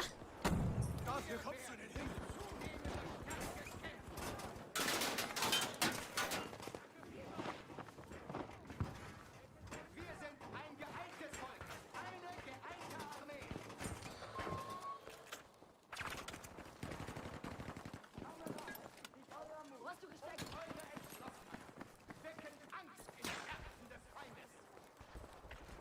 Woo.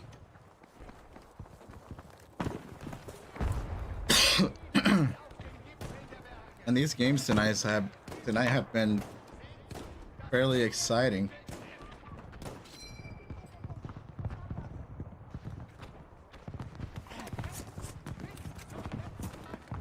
Let's go. I'm gonna die.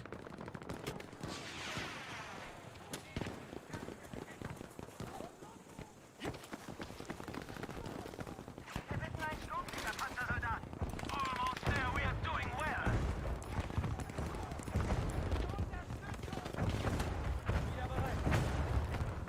Our objective at Bertha is upgraded. Good job. Hier, erste Hilfe. Alles umgeht, ein Nachschubehälter an dieser Position. Forderung genehmigt. Ausrüstung ist auf dem Weg.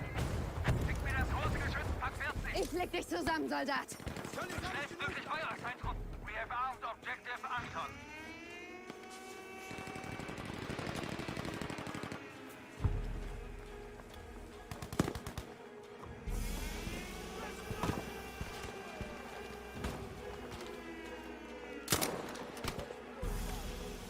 Vorsicht!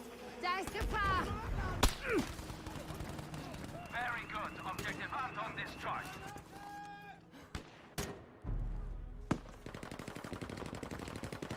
Keine Sorge, ich helfe dir.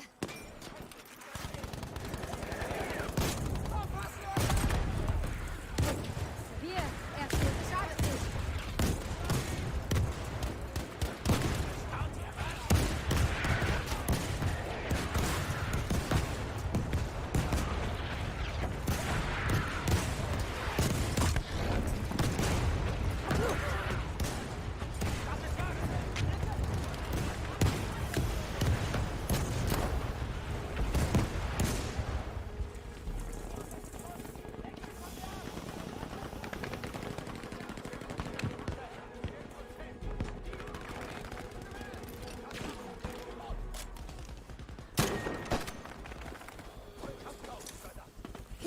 für dich.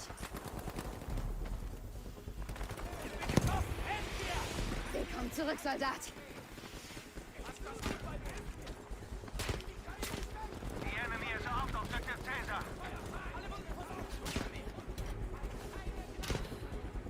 Das wird dir helfen, Soldat.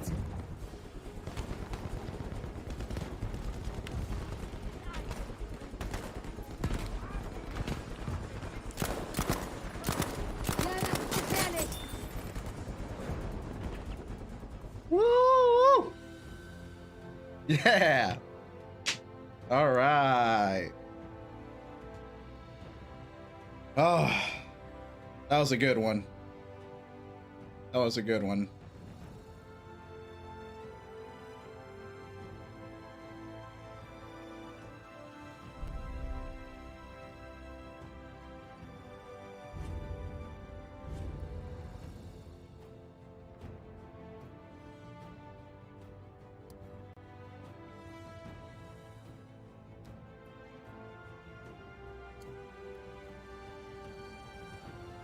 All right. Well, did say that was going to be my last game, and I have to because it's already 3 hours and 26 minutes that I've been live streaming, and I have to wake up early in the morning. So that's gonna be it for me tonight. Thank you for whoever stayed and watched the entire night. I appreciate it. So hopefully next week I can live stream again. So far so good. At least it seems that I can. So we'll see. I appreciate you. I appreciate all of you who stayed and watched. So whoever stayed and watched tonight, I hope you enjoyed the live stream, and I hope you enjoyed what I had to say in the news recap. Like I was saying earlier, or in a little bit, like I just said. Hopefully next week I'll get to do it again. So far it seems okay, and it seems like it's something that I'll be able to do, and I'll continue to be able to do as long as I can. But we'll have to wait and see if that's something possible that I can continue doing, at least for the next couple of weeks. And then hopefully I can start making regular YouTube videos. But if you weren't able to catch my full live stream, I'll do the news recap and I'll upload that onto YouTube like I've been doing. So we'll see. I appreciate you. I appreciate you for those who stayed and watched all night long. And then I'll catch you guys next time. Have a good night or morning, depending on where you're at. All right. See you later.